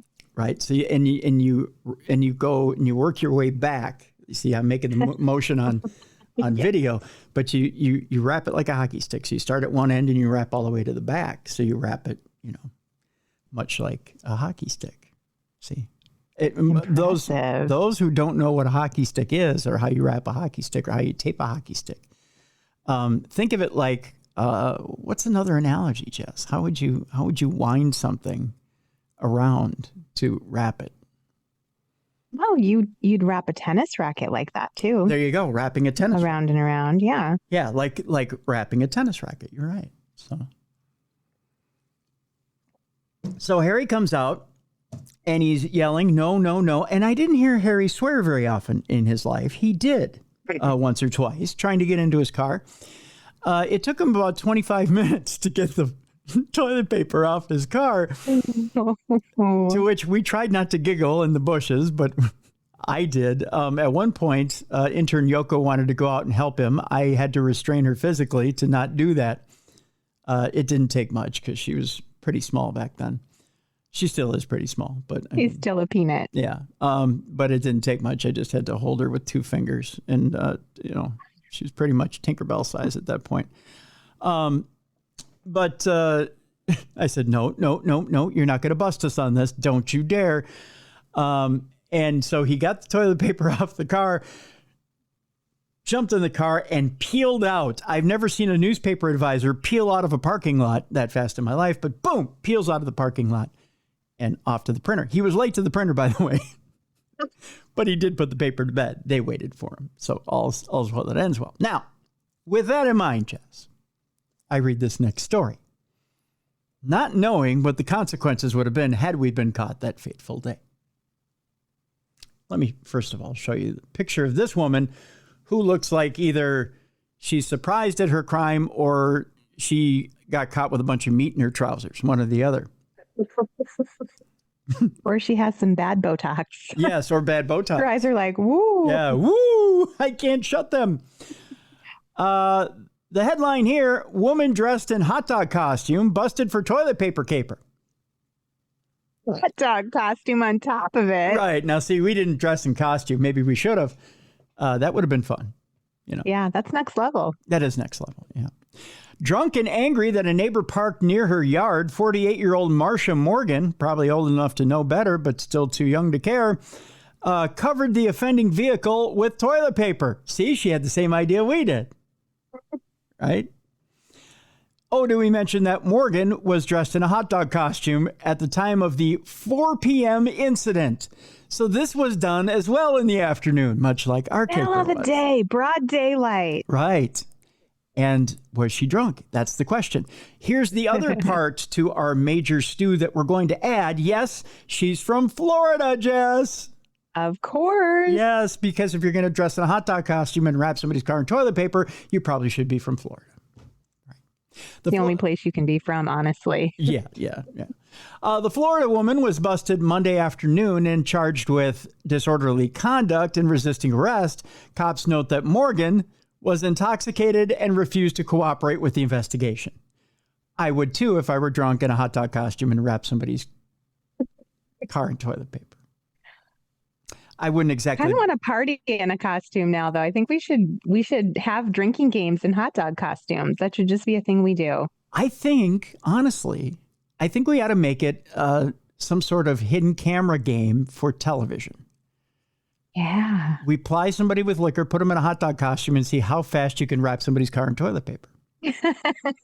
I think it'd be a great TV like show. A new version of Minute to Win It, but with alcohol. We call it Weenie Wrap Up. Yeah, I think college kids would love it. Or Pigs in a Car Blanket. One or the other. And the idea is, can you do it and not get caught by the cops? And if you get caught, broad daylight, hot dog costume. Yep, in Florida. And if you can't make it, you get arrested. But if you do it, ding ding ding ding ding, $50,000. It's a good challenge. I like it. See, there's no off position on the Genius Switch. Yeah, I'd watch that for sure. See, wouldn't that be a fun little TV program for the kids? See, who needs? You're going to be rich. You're going to be rich when you actually put this into action. When I grow up. You almost said when I grow up, right? Now, don't take my idea, kids. It's copyrighted, as far as you know.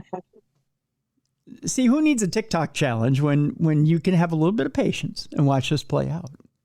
That's right. Right. Now, wouldn't you pay to see like the meat guy, like with his pants full of meat in a hot dog costume, try and wrap a car in broad daylight? I would. You would. Yeah. I think our listeners would love it too. Maybe that's the other challenge. How much meat can you stuff down your pants and see if you can get out of Walmart? Yeah. We can come up with a lot of fun challenges just based on this single episode. Fun stuff on Dumb Crime, Stupid Criminals. All right. So she refused to cooperate with the investigation. So on Tuesday, Morgan pleaded no contest to the misdemeanor counts and was adjudicated guilty of the charges. Morgan was fined $550. That was it, which she can work out via community service at $13 an hour. Oh, wow. That's a low wage. Yeah. Could take you a minute. That, that's going to be, about 45 hours? Somewhere in there. I'm just ballparking it. Yeah. It's good math in your head there, Tim. I'm trying. I'm not saying it's accurate, but it's probably somewhere in there. Sadly, police and court records offer no explanation as for why Morgan was dressed as a hot dog during the toilet paper caper, which took police outside her rented St. Petersburg home. I can try to put it together for you, but again, alcohol is involved. So I'd probably have to get to that state before I could actually nail it down. But let us get super drunk first, and then we'll explain it to you. Right. Yeah. But I'm guessing there's something phallic about the wiener. Yeah. And then again, why don't you wipe your ass with this? And then you wrap the car in toilet paper. See? You don't have to put much thought into it here, Shakespeare. Just, put it together. Mystery solved. Mystery solved. There you go. Speaking of more food here, Jess, this story was sent to me by a couple of our listeners this week because evidently they thought it was hysterical. It is going to make you retch, though. You were talking about getting a cow for Christmas? Yeah. Are you sure it's cow? Oh, I hope it's cow and not, I don't know, dog or... Did it come to you by way of the Detroit Metro Airport? No. Okay, because if it did, it's probably not cow. What is it, Tim? It might be 60 pounds of rodent meat. Ew. Yeah. Be careful which restaurant you're eating at. Because that's gross. Not chicken. But it tastes like chicken, so it's all good. Mm-hmm. Do you want to see what rodent meat looks like? Yeah. Are we talking rats? Yeah, that's what rodent meat looks like right there. Yeah, looks like squirrel. Yeah, I bet you it doesn't taste like it. No, they're kind of tree rodents, so. I ate squirrel. Slimy. I ate squirrel once. Probably not again. Not on purpose, anyway. Nope, not on purpose. We go to Wayne County, Michigan, where a total of over 60 pounds of rodent and primate meat was seized at the Detroit Metro Airport on two separate occasions. 2 separate occasions within a week. Wow, this is a thing. It's not just happening once, it's happening a lot. Yeah, somebody's got a taste for it. Oh. And how many rodents do you have to skin and cut up to get 60 pounds? You take one apart, skin it. There's an ounce. Right. It'll take you a while. Yeah. According to the U.S. Customs and Border Protection, 11 pounds of rodent meat from Togo, a country in West Africa, was seized in the first encounter. The second encounter, just days later, 52 pounds of primate meat. That's monkey meat, Jess. From the Central African... The monkeys? I know. That's like cannibalism. It is cannibalism. It's like eating our cousins. Yep. 52 pounds of primate meat from the Central African nation of Gabon was discovered, which is initially declared as... it was antelope. I'm sorry. Well, why would you call that primate meat? Antelopes aren't primates, are they? Yeah, I don't really know my classifications. I don't either. I'm not going to argue. I'm not a scientist. Well, it's where the antelope play, and now they're playing. They're on a plate. I feel better that it wasn't monkeys, though. I do too. Yeah. Whew. Take a deep breath. Ooh, and I'm breathing. Customs and Border Protection said that both passengers also had additional undeclared agricultural items in their possession. These recent bushmeat interceptions, by the way, bushmeat interception sounds like something I watch on Sundays during my NFL broadcasts. It sounds dirty. It does, yeah. But it sounds like a new classification of porn on Pornhub. Bushmeat interception. I'm sorry. I'm a dirty old man. I can't help it. Bushmeat interception. You shouldn't write that. You should never. By God, if you're Customs and Border Protection, you put that in the goddamn press release, knowing someone was like me was going to read it in a press release and giggle like this hysterically in their podcast. Absolutely. That was planted there for you, Tim. That's right. People like us. It was a trap. Bushmeat interceptions. That's the name of a porn that was put out by Vivid about 10 years ago. I saw that video. Did you? How was it? Was it No. good? No? Very meaty. Bushmeat interceptions. Wasn't Shawn Michaels in that one? Bushmeat interceptions? Just asking. People are going to be like, holy shit, Tim made a porn reference, and I get it.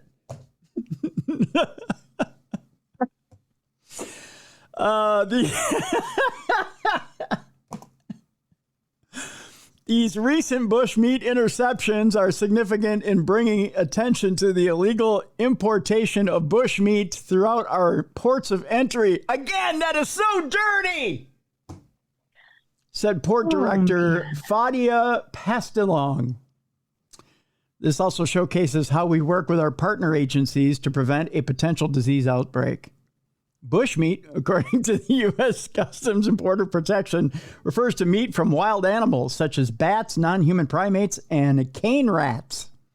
You ever had yourself a cane rat, Jess? No, can't say that I did knowingly. You know, I hear there's different classifications. You have your corn rats, you have your cane rats, and you have your natural rats. They use all of them in sodas. What? I'm talking about sugar. I'm sorry, not rats. I'm sorry. I get them mixed up all the time. That's cane sugar, corn sugar, and natural sugars. I'm sorry. It's not rats. I'm like, wait a second. I've heard stories of rats coming, like being in the soda can. Have you ever heard that before? Oh, no. Probably like an old wives' tale. Yes, it is. Stop it. I drink too much soda. I don't need to know that. Yes. Oh. By the way, the cane rats come from regions of the world that could pose as communicable disease risks and are illegal to import into the U.S. So we try to stop them at the border. Some people just like to skin them and have them for lunch. Yeah, just protecting us from the disease-riddled bush meat. Disease-riddled bush meat. That was my nickname in college. Go to the free clinic and get that cleared right up. Tim. That's right. Shot of penicillin, Jess. That's all it takes. Shot of penicillin. Speaking of a shot of penicillin, we're about to get into some airport stories, which you probably need after you deal with some of the people at the airport.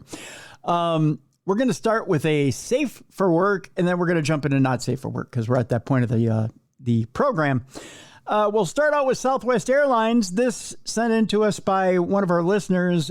A woman kicks a Southwest employee, then punches a computer monitor in a violent airport meltdown. Did they have it coming? That's the question here. Oh, Southwest, we could do better. A video shows the moment a woman appeared to have a violent meltdown in the Southwest Airlines concourse at Orlando International Airport. Of course, it's a Florida story. The woman, later identified as 45-year-old Salamit Velez Rodriguez, is seen in passenger Peyton Turbeville's video yelling at Southwest employees. I'm going to use safe language here. Mother effer, are you kidding me? Velez Rodriguez is heard saying on the video. Are you kidding me? Are you kidding me? No, we're not kidding you. No, we're serious. No, we're serious. You're the one who's using the serious language. Wearing a large backpack, shorts, a red long-sleeve shirt, and a ball cap, she yells at an employee, saying she's trying to get to her destination to bury her brother. Hopefully he's dead and not still alive, because it sounds like she's... He really made her mad, so she's on her way. Right? She's got an attitude. Whew. She appears to kick the employee, drawing gasps from bystanders. One person can be heard saying, "Oh, that's assault." Ooh, yeah. Yeah, You betcha. You betcha. That's a serious offense. Mm-hmm. Yeah. Velez Rodriguez launches into a profanity-laced tirade, then hits a Southwest desk monitor 3 times, saying, 2 flights wasted, 2 flights, 3 planes over 45 minutes. She's the Rain Man of statistics when it comes to flight delays. Yeah, 5 minutes to Wapner. Bye, boy.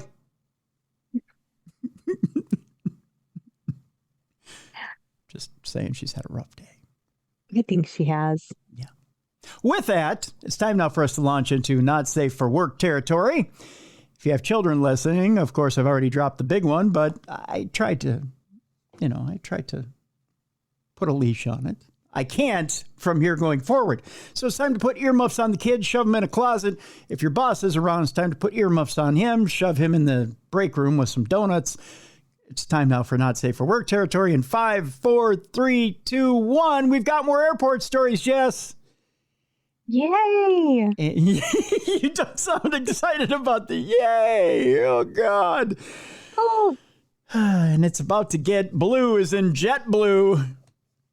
And it's about to get blue as in someone got naked on JetBlue. Oh, of course they did. Of course they did. And this coming from one of our listeners as well. A JetBlue passenger performed a bizarre striptease at an airport gate. And, Whoa. Yeah, and mooned the stunned travelers at that. Well, you know what they say. Who put the blue in JetBlue? We all did. Oh boy, is this the guy right here? Take a look at this guy. He's just laid out. Look at this guy. My. Yeah. What on earth? He's having some fun. I think he Great form. I mean, it looks like he's doing some Pilates or yoga. Pilates. He's doing his DDP yoga right there in the middle of and it looks like he's being carried by two stripping young police officers.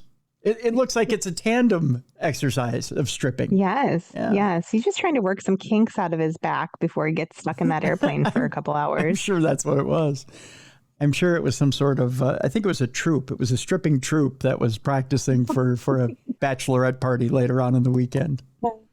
They used the airport as their practice ground. You know? Yes, just to see what the reactions are. Free shows for the travelers. You know, it's a stressful environment. So, you know. Ladies, can we loosen you up with a bit of a striptease? I know. Yeah. I know that normally gets the ladies all relaxed. Yeah. Oh. My colleagues are dressed as Mounties, and I'm dressed as a weary traveler. How would you like to see me stripped down to my underwear? I know that always brings down the tension in the room. It always calms me right down. Yeah, I'm sure. This man gave a striptease that no one asked for. Oh boy. An unidentified man was dragged away from a JetBlue terminal at Boston Logan International Airport after he stripped down naked in front of passengers waiting to board their flight. Oh, God. So he held up the flight, too. Who could ask for anything more, Jess? Making friends. That's right. Flyers at the airport's Terminal C were waiting to board their flight when a man shockingly took off his clothes to stretch in his red underwear. Oh, he picked red. Oh, how nice. For the red, I like that. For the Red Sox. It's Boston appropriate. That's right. He's just showing his pride, team pride. Boston pride, Boston strong. In a viral video of the jaw-dropping scene, seemingly posted by Cami Marie, who is evidently proud of this guy, on Facebook, a man is seen lying on the floor in his brightly colored boxer briefs, raising his feet in the air and then turning over onto his hands and knees with his butt in the air, facing the waiting area. So he was throwing a facing dog. He's just, I'm telling you, it's just yoga. Yoga stretch has gone wrong, Tim. Either yoga or he's having a tantrum, Jess, like a 5-year-old. I kind of feel like cops should have spanked him right there on the floor. Yeah, he was asking for it, honestly. Well, he might have enjoyed it, though, too. Mm-hmm. So, with his rear end in the air, he then pulled his underwear down to moon the creeped crowd. He's like, hey, everybody, look, moon over Boston. Yay. I was fine with it when he had his underwear on, but... There's more, Jess. At this point, the man discarded his undies, spread his arms wide, and muttered something to himself while standing fully nude. Ooh, that's brave. Yeah, well, you know what they say, when in Boston, bear it all. They say. I think that was a Babe Ruth saying. Yeah, it was something the Babe used to say before ball games, I think. Oh, gosh. Yeah. He stood there proudly and letting stunned travelers get a good look at him in his birthday suit. Happy birthday to him.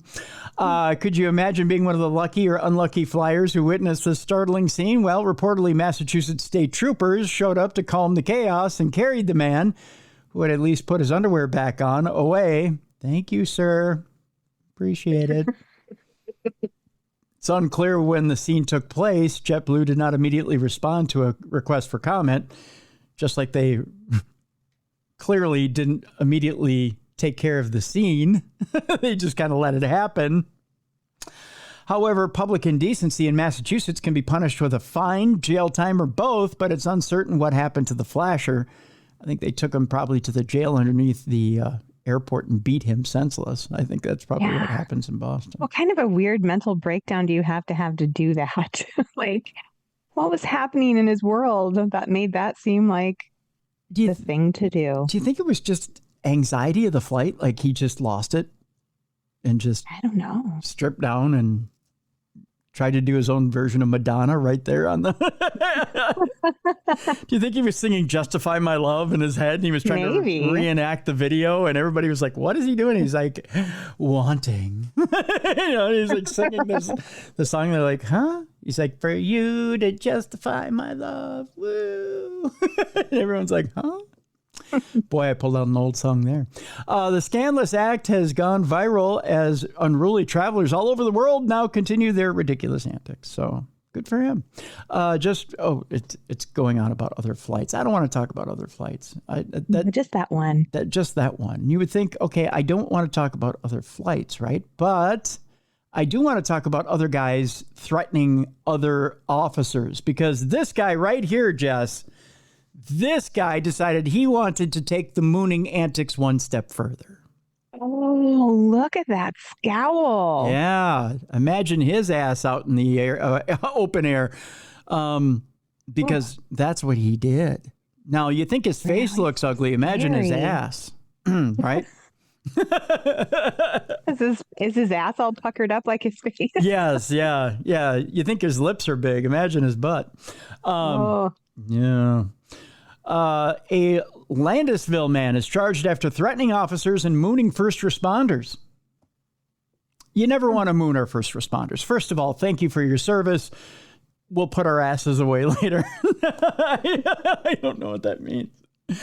But we go to Lancaster County, Pennsylvania, where a Landisville man is facing multiple charges in two separate incidences after he reportedly assaulted police officers and mooned first responders. Bad form. Very bad form, 44-year-old Ryan Bunting of Landisville. Wow. Yeah. First of all, you always moon the cops and then put it away for the first responders. You never moon the first responders and leave it in your pants for the cops. You got the order mixed up completely. Yeah, it would have been fine if he'd done it the other way around. Right. But he did allegedly threaten to kill the officers, though. And wow, and attempted to run them over with his bicycle. Not going to do much damage on a bicycle. I'm sorry, Ryan. They have cars and you have a bicycle. They win. I don't know how to tell you that, but they win every time. After he was instructed to leave the backyard of a home on August 11th. While being arrested, Bunting bit, kicked, and spit on officers, which police wrote in a news release, laughing, I guess. The incident happened in the 300 block of Lynn Avenue around 10:30 a.m. Several days prior, on August 9th, police said officers were called to the same home to investigate a fire when Bunting began yelling threats and got physically aggressive. Police said at one point, he walked out onto the driveway, dropped his shorts and underwear to his ankles, and displayed his buttocks at the first responders who were answering the fire call. So he was just like, happy day, here's my butt. Bunting was charged in relation to that incident on August 14th. He's now facing multiple charges for both incidents, including aggravated assault, attempting to cause serious bodily injury to designated individuals, assault of a law enforcement officer, escape, resisting arrest, open lewdness, and disorderly conduct. So he's just not a happy guy. He earned it all. He earned it all, Jess. Showing his butt to first responders and threatening to kill officers with a bike. A little unhinged. Just a little. I'm glad you noticed the nuance of a tad unhinged. Ryan Bunting really tries hard to throw that nuance in there. I'm glad you caught it. Yes. Yeah. I'm glad you wasn't lost on me, Tim. I'm glad. I hope this one isn't lost on you either. This is a British reference to lewd, crude, and nude. It's a street sign that keeps... Do you have a street sign in your area, by the way, that keeps getting stolen? No. We had one in our area as kids that we kept stealing, and the city had to keep putting up. Yeah. It was a double entendre. By the way, what was it? I'm trying to remember the name. I think it was probably Dick something, or it's probably something obvious that we stole. And yeah, I'm trying to remember what it was. I think it had Dick in it. I'm pretty sure. But Of course. yeah. I mean, that makes sense. Yeah. Yeah, it was Dick something Boulevard, and we kept taking it. Yeah, and the city got pretty mad. I think they renamed the street is what ended up happening. But UK street residents are fuming as thieves keep taking a rude sign, as they put in the headline, erected on their road. Here's the deal. It says here, and this comes from the Daily Star over in England. Hardened criminals have again made off with a rude road sign erected at the end of Knob Lane in Derbyshire. Yeah, Knob Lane. It's a popular sign. Leaving locals fed up at the rising cost of replacing the stolen nameplates.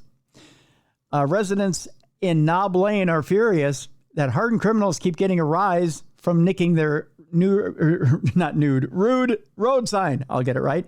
Jokers have posed for pictures with the phallic nameplate for years, but some are getting their tools out to dismantle their sign that is erected at the end of the street in the sleepy village of Burt, Derbyshire, and taking it home. And it appears to have been nobbled again over the weekend, as locals brand the vandals thieving knobheads. One posted in a village Facebook page, "Oh no, we need our knob." Another quipped, "It's a sad day when your knob goes missing." It really is. A third added, "Bet whoever took it is a right knob." A fourth joked, "Well, you know who took that? A knob." A social media user called Belper and Proud said the council could sell replica signs, while other members perked up to suggest changing the name of the road, much like we did when we were kids. Someone else joked, "The sign goes to where it knows it's needed the most. It's like the A-team of knob signage." Another added, "Got to respect the game. Will look great in their man cave," which is true. I mean, Yeah. That sign is proudly displayed in several college and frat houses. Right. That's the thing. Frat houses probably have it up in their house. But not everyone knows not everyone saw the sun. I'll get it right. But not everyone saw the funny side, as replacement road signs can cost anywhere from £300 to £3,700, depending on size, design, and damage caused. One fume probably hanging above a student sofa in a man cave or nailed to a shed bar somewhere. Funny, maybe. Cheap, definitely not. Every time it's replaced, it costs hundreds in council tax. Another added, and we wonder why our council tax keeps going up. Knob Lane is not the only rude road sign in Belper, with the village also home to a Spanker Lane. Elsewhere, there is Scratchy Bottom in Dorset, Minge Lane in Worcestershire, and Bell End Street in Northamptonshire. I'm sorry. Naming streets, stuff that people want to steal. Right? Stop with the dirty sense of humor on your streets, and you won't get your sign stolen. Yeah, keep it simple. 4th Street, 5th Street. No one's stealing those signs. Yeah, nobody wants 1st Street. They all want Spanker Lane, though. I would even steal the Spanker Lane sign and bring it back with me. Yeah, it'd be hard to resist. Yeah. So there you go. Our next story has to do with an IHOP waitress charged with a customer grope. Sometimes the tip comes back to you. You know what I mean? I think I get it. The server, who's 26, harassed and pawed a female patron who's 51. By the way, ladies, sometimes the ladies like to give it back. Here she is right here. Why? See? It's not the guys who are always pawing on the ladies. Sometimes it's the ladies pawing on the ladies. At IHOP. See, it's not just the pancakes who are cheap. Know what I mean? An IHOP waitress sexually harassed a female customer and rubbed the 51-year-old woman's breasts, back, and arm after sitting next to her in a restaurant booth. You ever got that kind of service at an IHOP, Jess? No, I'm a little jealous, honestly. Well, sometimes. I've never got that kind of service at an IHOP, but... I mean, are we just not appealing enough to be groped at IHOP? I'm offended. I guess not. I kind of am too. You know, on my birthday, I like to go around to different restaurants and get free things, but a free grope at IHOP, I think would be really nice on my birthday. Yeah, you should wear a sign. My birthday, grope away. Yeah, grope away. Have a feel. Free gropes welcome. That's right. Free gropes welcome. I'll probably be kicked out and arrested right then and there. I'll be on this segment of the program, I'm sure. I will share the story with our listeners. I appreciate it, Jess. I'll probably still need to make bail.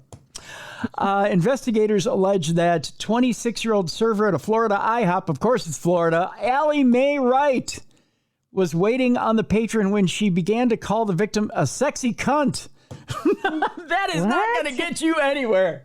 I'm sorry. I don't care if you're female on female. Jess, if a woman walked up to you and said, hey, you sexy cunt, would you do anything with her?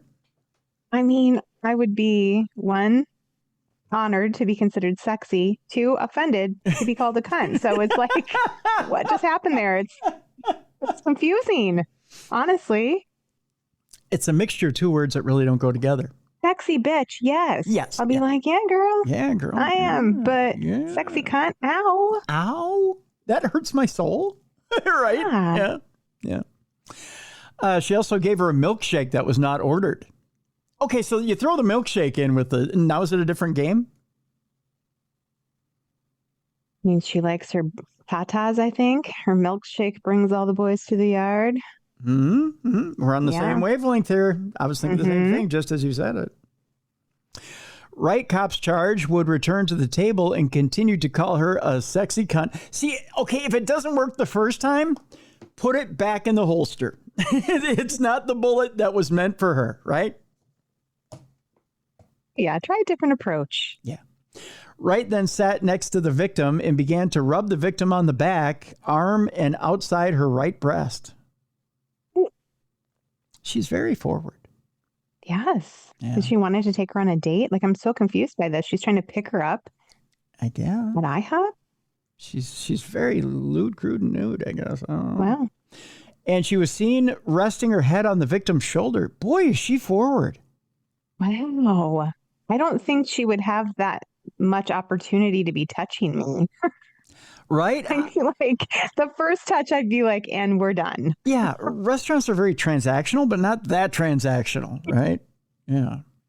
The victim did not know the defendant, by the way, and did not give her permission to touch her, reported cops, who added that the 8 p.m. incident was recorded by IHOP security cameras.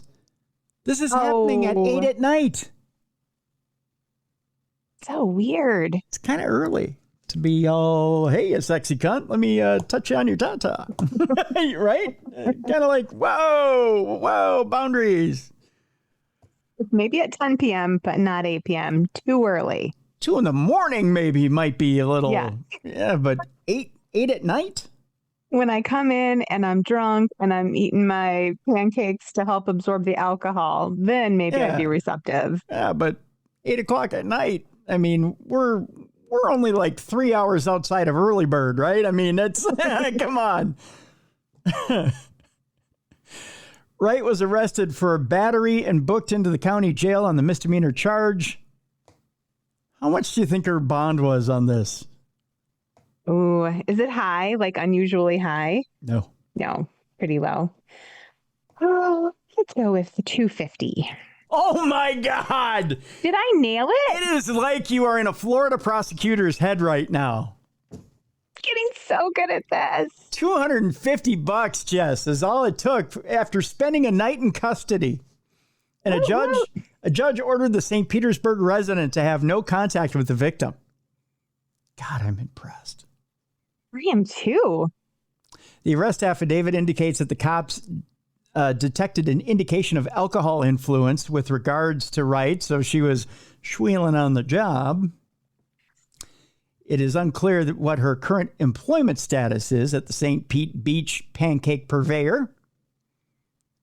My guess is she probably no longer has a job. Yeah. But you know what? I bet you she called her manager a sexy cunt on the way out.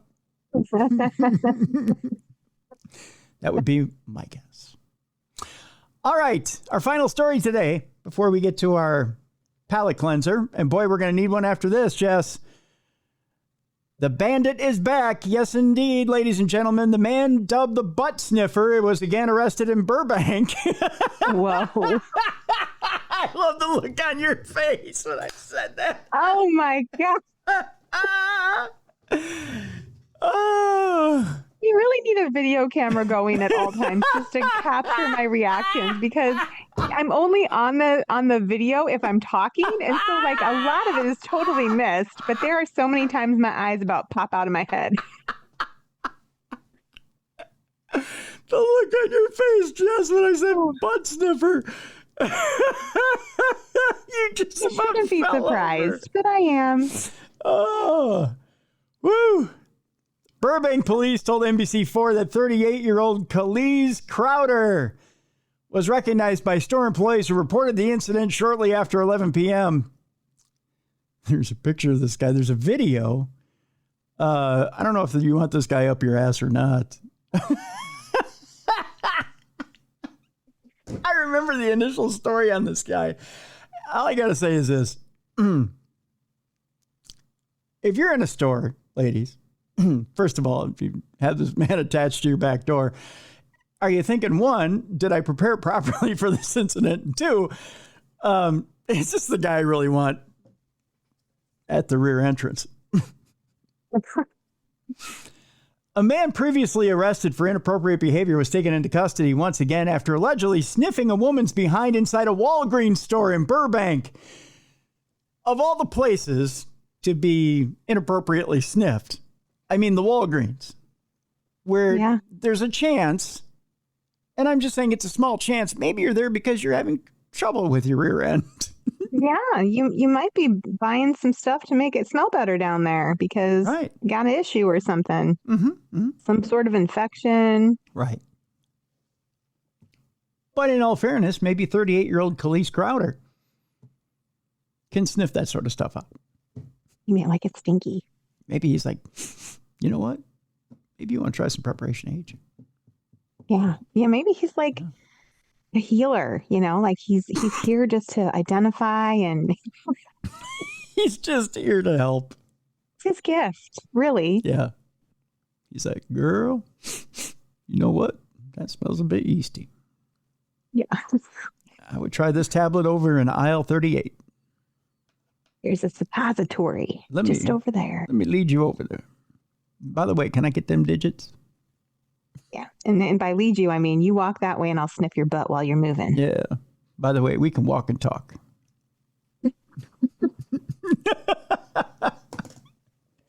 And by walk and talk, I mean I'm going to be down at your ass the entire time. Burbank police told NBC4 that 38-year-old Kyle Crowder, also known by officers as the butt sniffer. How would you like to be the guy who's known by police as the butt sniffer? Right? No thanks. I mean, there's 1,000 monikers you could have, right? 1,000. He could have been the butt bandit. Yeah. The butt bandit sounds cool. He could have been the asshole associate. He could have been the, I don't know, the cheeks. I mean, come on, you're the alliteration person here. You're the author. You should. I don't know. I'm stumped on butt sniffer. I mean, I can't think of anything else. I mean, they just went with the most obvious one, the butt sniffer. Yeah, that's what he's doing. Keep it simple.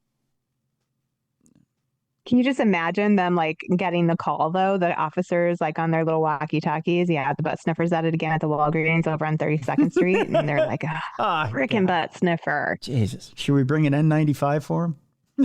How do they put the spit hood over him when they arrest him so he doesn't get into more trouble? How do they subdue him? I mean, is it because handcuffs just don't do it? You got to give him that extra layer of punishment. Do they put the cone of shame like on dogs over him so he can't? I mean, he's sniff? acting like a dog. Dogs sniff butts. It's like their thing. What do they do? How do they subdue him? Yeah, I say the cone of shame seems really appropriate.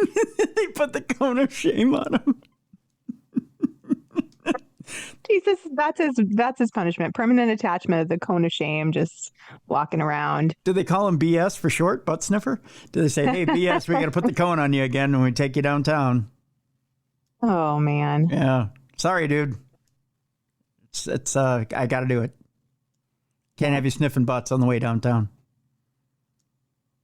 Can you imagine in the car on the way there? They're looking in the rearview mirrors or driving. They're like, so is this like fine wine? Can you tell the difference between two different brands?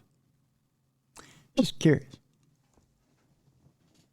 Do you think they ask them questions like that in the car on the way there to booking? I mean, I would. I'd be really curious. You're like, dude, why? So can you tell what my partner had for lunch? Stuff like that.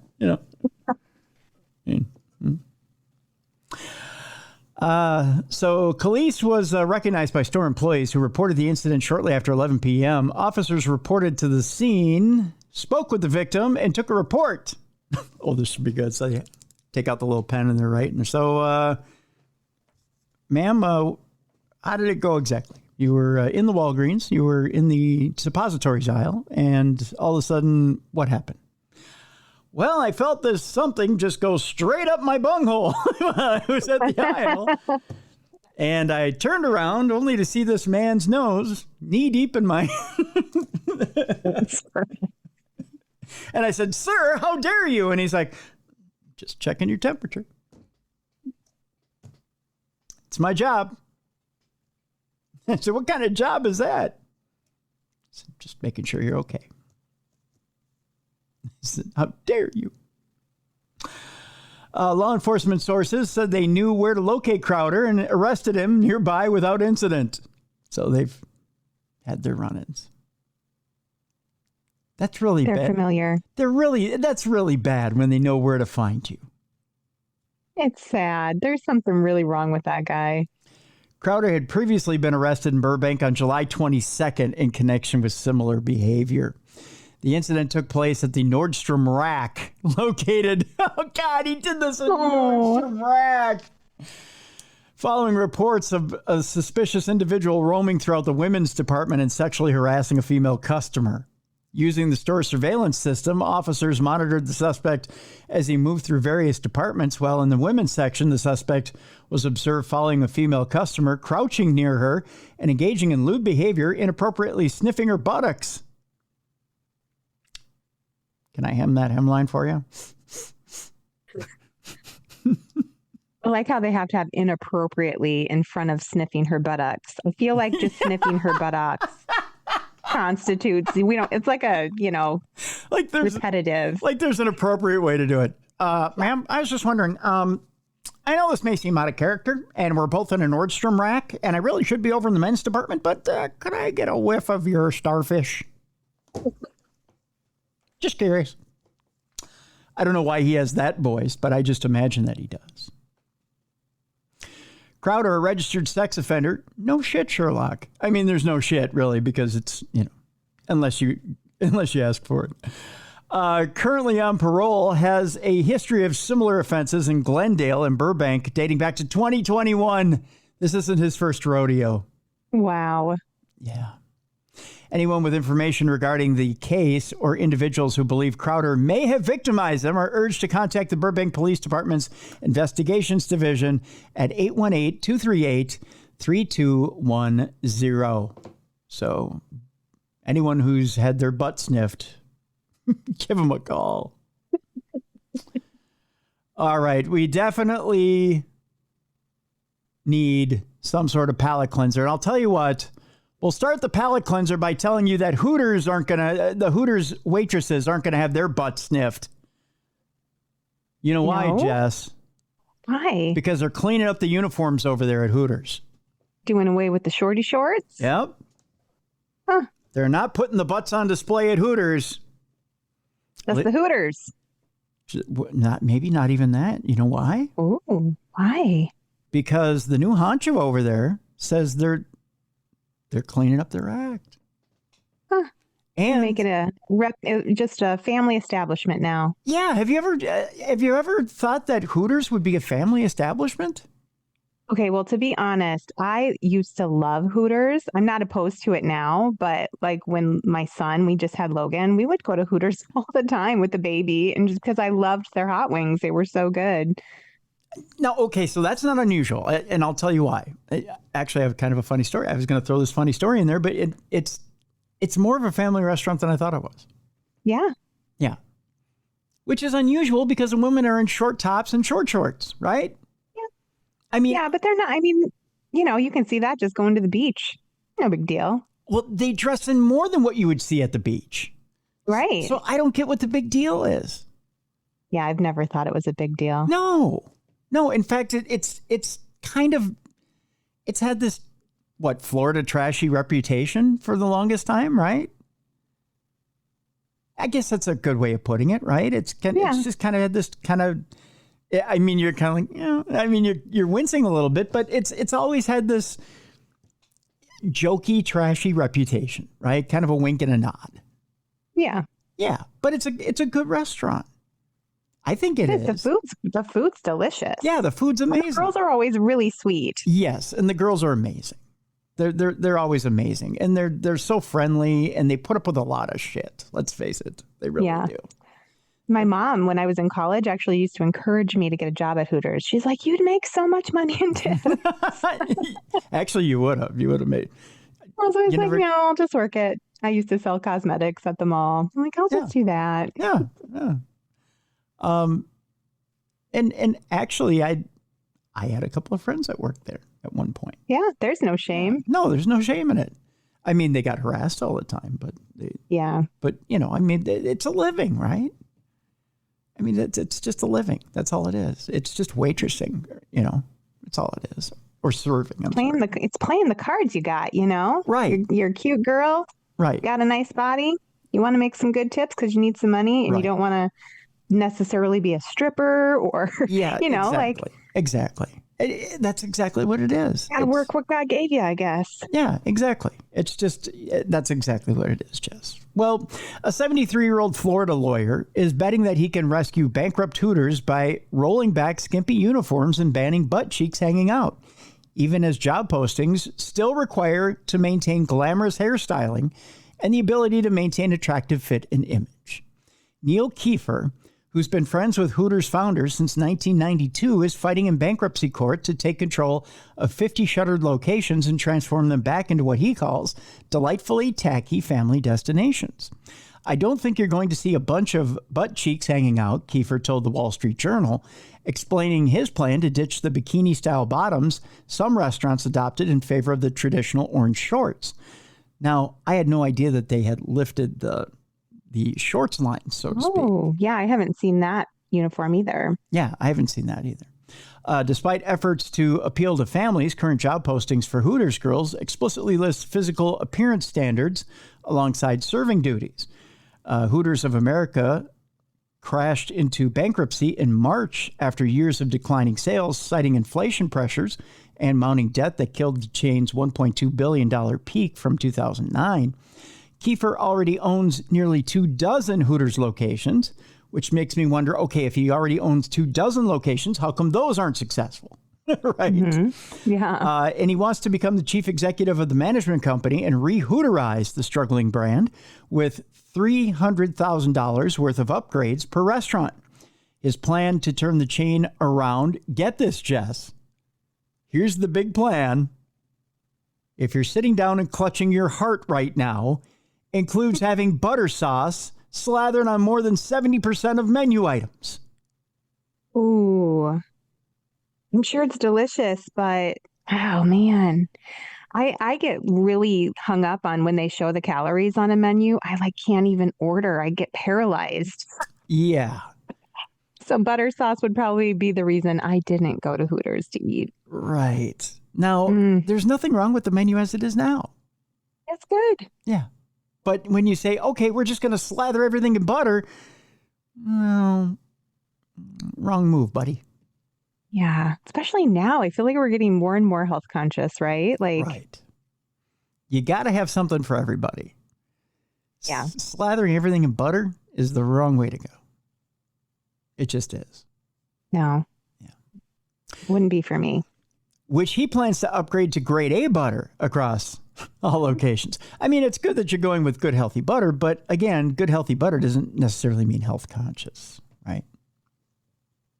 I mean, obviously he's been reading one too many keto I mean, a little butter, a little of that kind of fat is necessary in our diet, but slathering everything in it is overboard. Not so great. Right. His strategy of maintaining its provocative identity while attracting families, eating lunch alongside men who come to flirt with servers, contrasts sharply with recent changes that made uniforms even more revealing. Those tighter, shorter shorts drag down the brand's image, he told the Journal. While the chain hopes to attract more families into their locations, the waitresses known for their appearance remains a key draw for diners. You need to be camera ready always, explained server 25-year-old Michaela Flanagan, who spends hours preparing her hair and makeup before each shift. You never know when someone's going to ask for a picture, she went on to say. The chain's cultural relevance, I'll get it right, I've been drinking before the show, becomes increasingly questionable, as evidenced by a viral Reddit thread. I had no idea this thread was out there, titled, "Who the F is Keeping Hooters in Business?" Which, by the way, generated over 8,000 comments. Huh? I had no idea that was there was such backlash on Hooters. I didn't either. Because there's restaurants out there too, like the Tilted Kilt, which is a really good restaurant. Right. And I didn't know there was such a backlash against those restaurants. 42-year-old project manager Jeff Apito perfectly captured the modern dilemma in the thread. He says, despite considering Hooters prices decent and a beer selection that's good, he stopped visiting after changing jobs. He said, we felt this place was a bit awkward to be in. He must not have an ounce of testosterone running through his body. I mean, only awkward if you make it awkward. Right. It's only awkward if you make it awkward.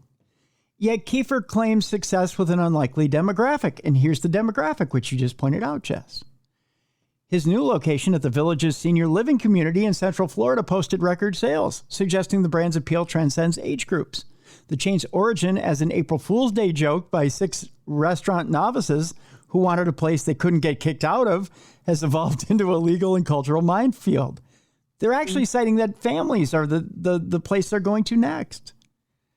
Hooters has settled numerous harassment lawsuits from servers and discrimination cases from male and black employees denied positions, paying fines and agreeing to operational changes while maintaining its all-female wait staff.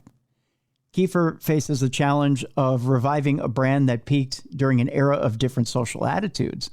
His locations currently show sales down 2% compared to last year, which isn't a lot, though he claims recent improvements. The bankruptcy court decision in Dallas will determine whether Kiefer's vision of butter-soaked nostalgia can compete against casual dining competitors like Chili's that appeal to budget-conscious consumers. There's so much more than little outfits, Flanagan insisted, embodying the contradiction Kiefer must navigate between sex appeal and family dining. Honestly, maybe somewhat of a budget menu might appeal. Yeah, for sure. In Hooters. But that's really the only thing I could think of to change the brand. You know, it's interesting. Before Hulk Hogan died, he had an ownership group that was trying to buy Hooters. Oh, yeah. Yeah. I mean, but again, it's one of those things where everybody, I think, thought, well, it's kind of an appealing concept. Why not try It's just kitschy, right? It's just funny. Mm-hmm. It's just fun.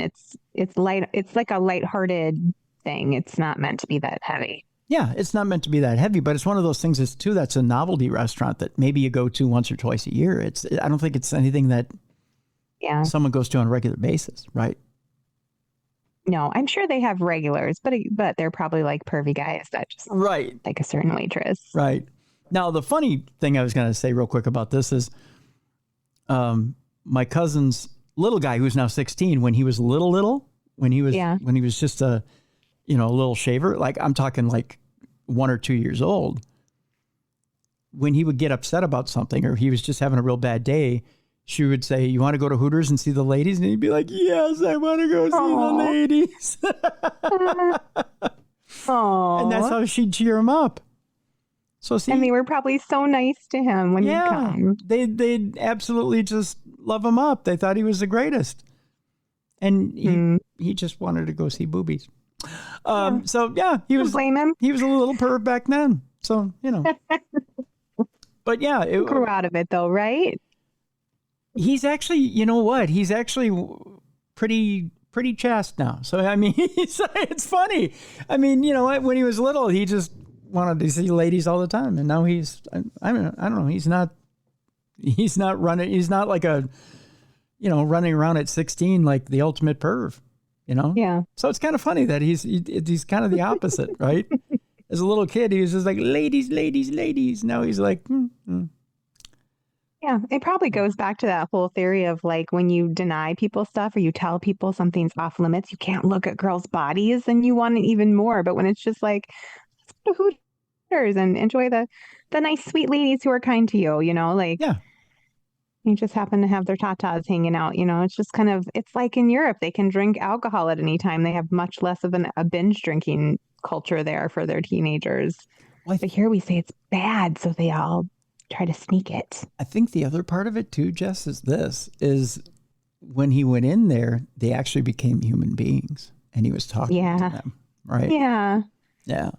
So then he found out there were people there and he got to know people. They're not just boobs, Tim. They're human beings. Right. So there was something important about that too. So life lessons from Hooters. That's right. Life lessons from Hooters. What a way to end the show. What a way to end the show. So that's it for today. So tomorrow on the big program, Supernatural News. Friday on the program. There is no Friday program. Ha! April Fools. In August. Thursday on the program. I know my days, right? Thursday on the program. We are going to actually kind of a special program. I'm going to tease it, just that a special program. One author finishing another author's book. I want you to imagine something here, Jess. If you were to all of a sudden pass away, you luckily have a friend who knows you. Yeah. Who could finish your work, who thinks exactly like you. But what would you do if you didn't have Natalie? Who would you hand your work off to finish it? Well, probably someone of the younger generation, right? Yeah. Or maybe someone in my family, maybe one of my kids. Thursday's show is interesting in that it's one of the last works of one of our great researchers and authors in the field. And it's one of his last books. And it's been finished off by another great author who's going to join us on Thursday. And it's a special show. And it's about Bigfoot. So, yeah, you get the hat on right there. So we're gonna talk about a little bit about this author. We're gonna talk a little bit about the subject itself and what's actually in the book, and talk with this person just a little bit about life itself. So interesting program. So yeah, and I'm a real big fan of this author. We've had him on the show. This author that's passed. And glad that this particular author was able to pick up the sword and continue his work. And it was important that he got to do this because it would have been a shame if his voice wasn't able to come out at least one more time. So yeah, that's cool. His soul continues to speak. And what's really cool about the book is you can't tell where one voice starts and another one ends. So this author did a wonderful job of just creating one voice throughout the book. So very cool. Yeah. So we'll talk about it more on Thursday. So that's the week in general. So we'll see you tomorrow, Jess, for Supernatural News. All right. So I'll be there. For Jessica Freeberg, I'm Tim Dennis. Thank you so much for watching and listening. The best in true crime podcasting. This is True Crime Tuesday.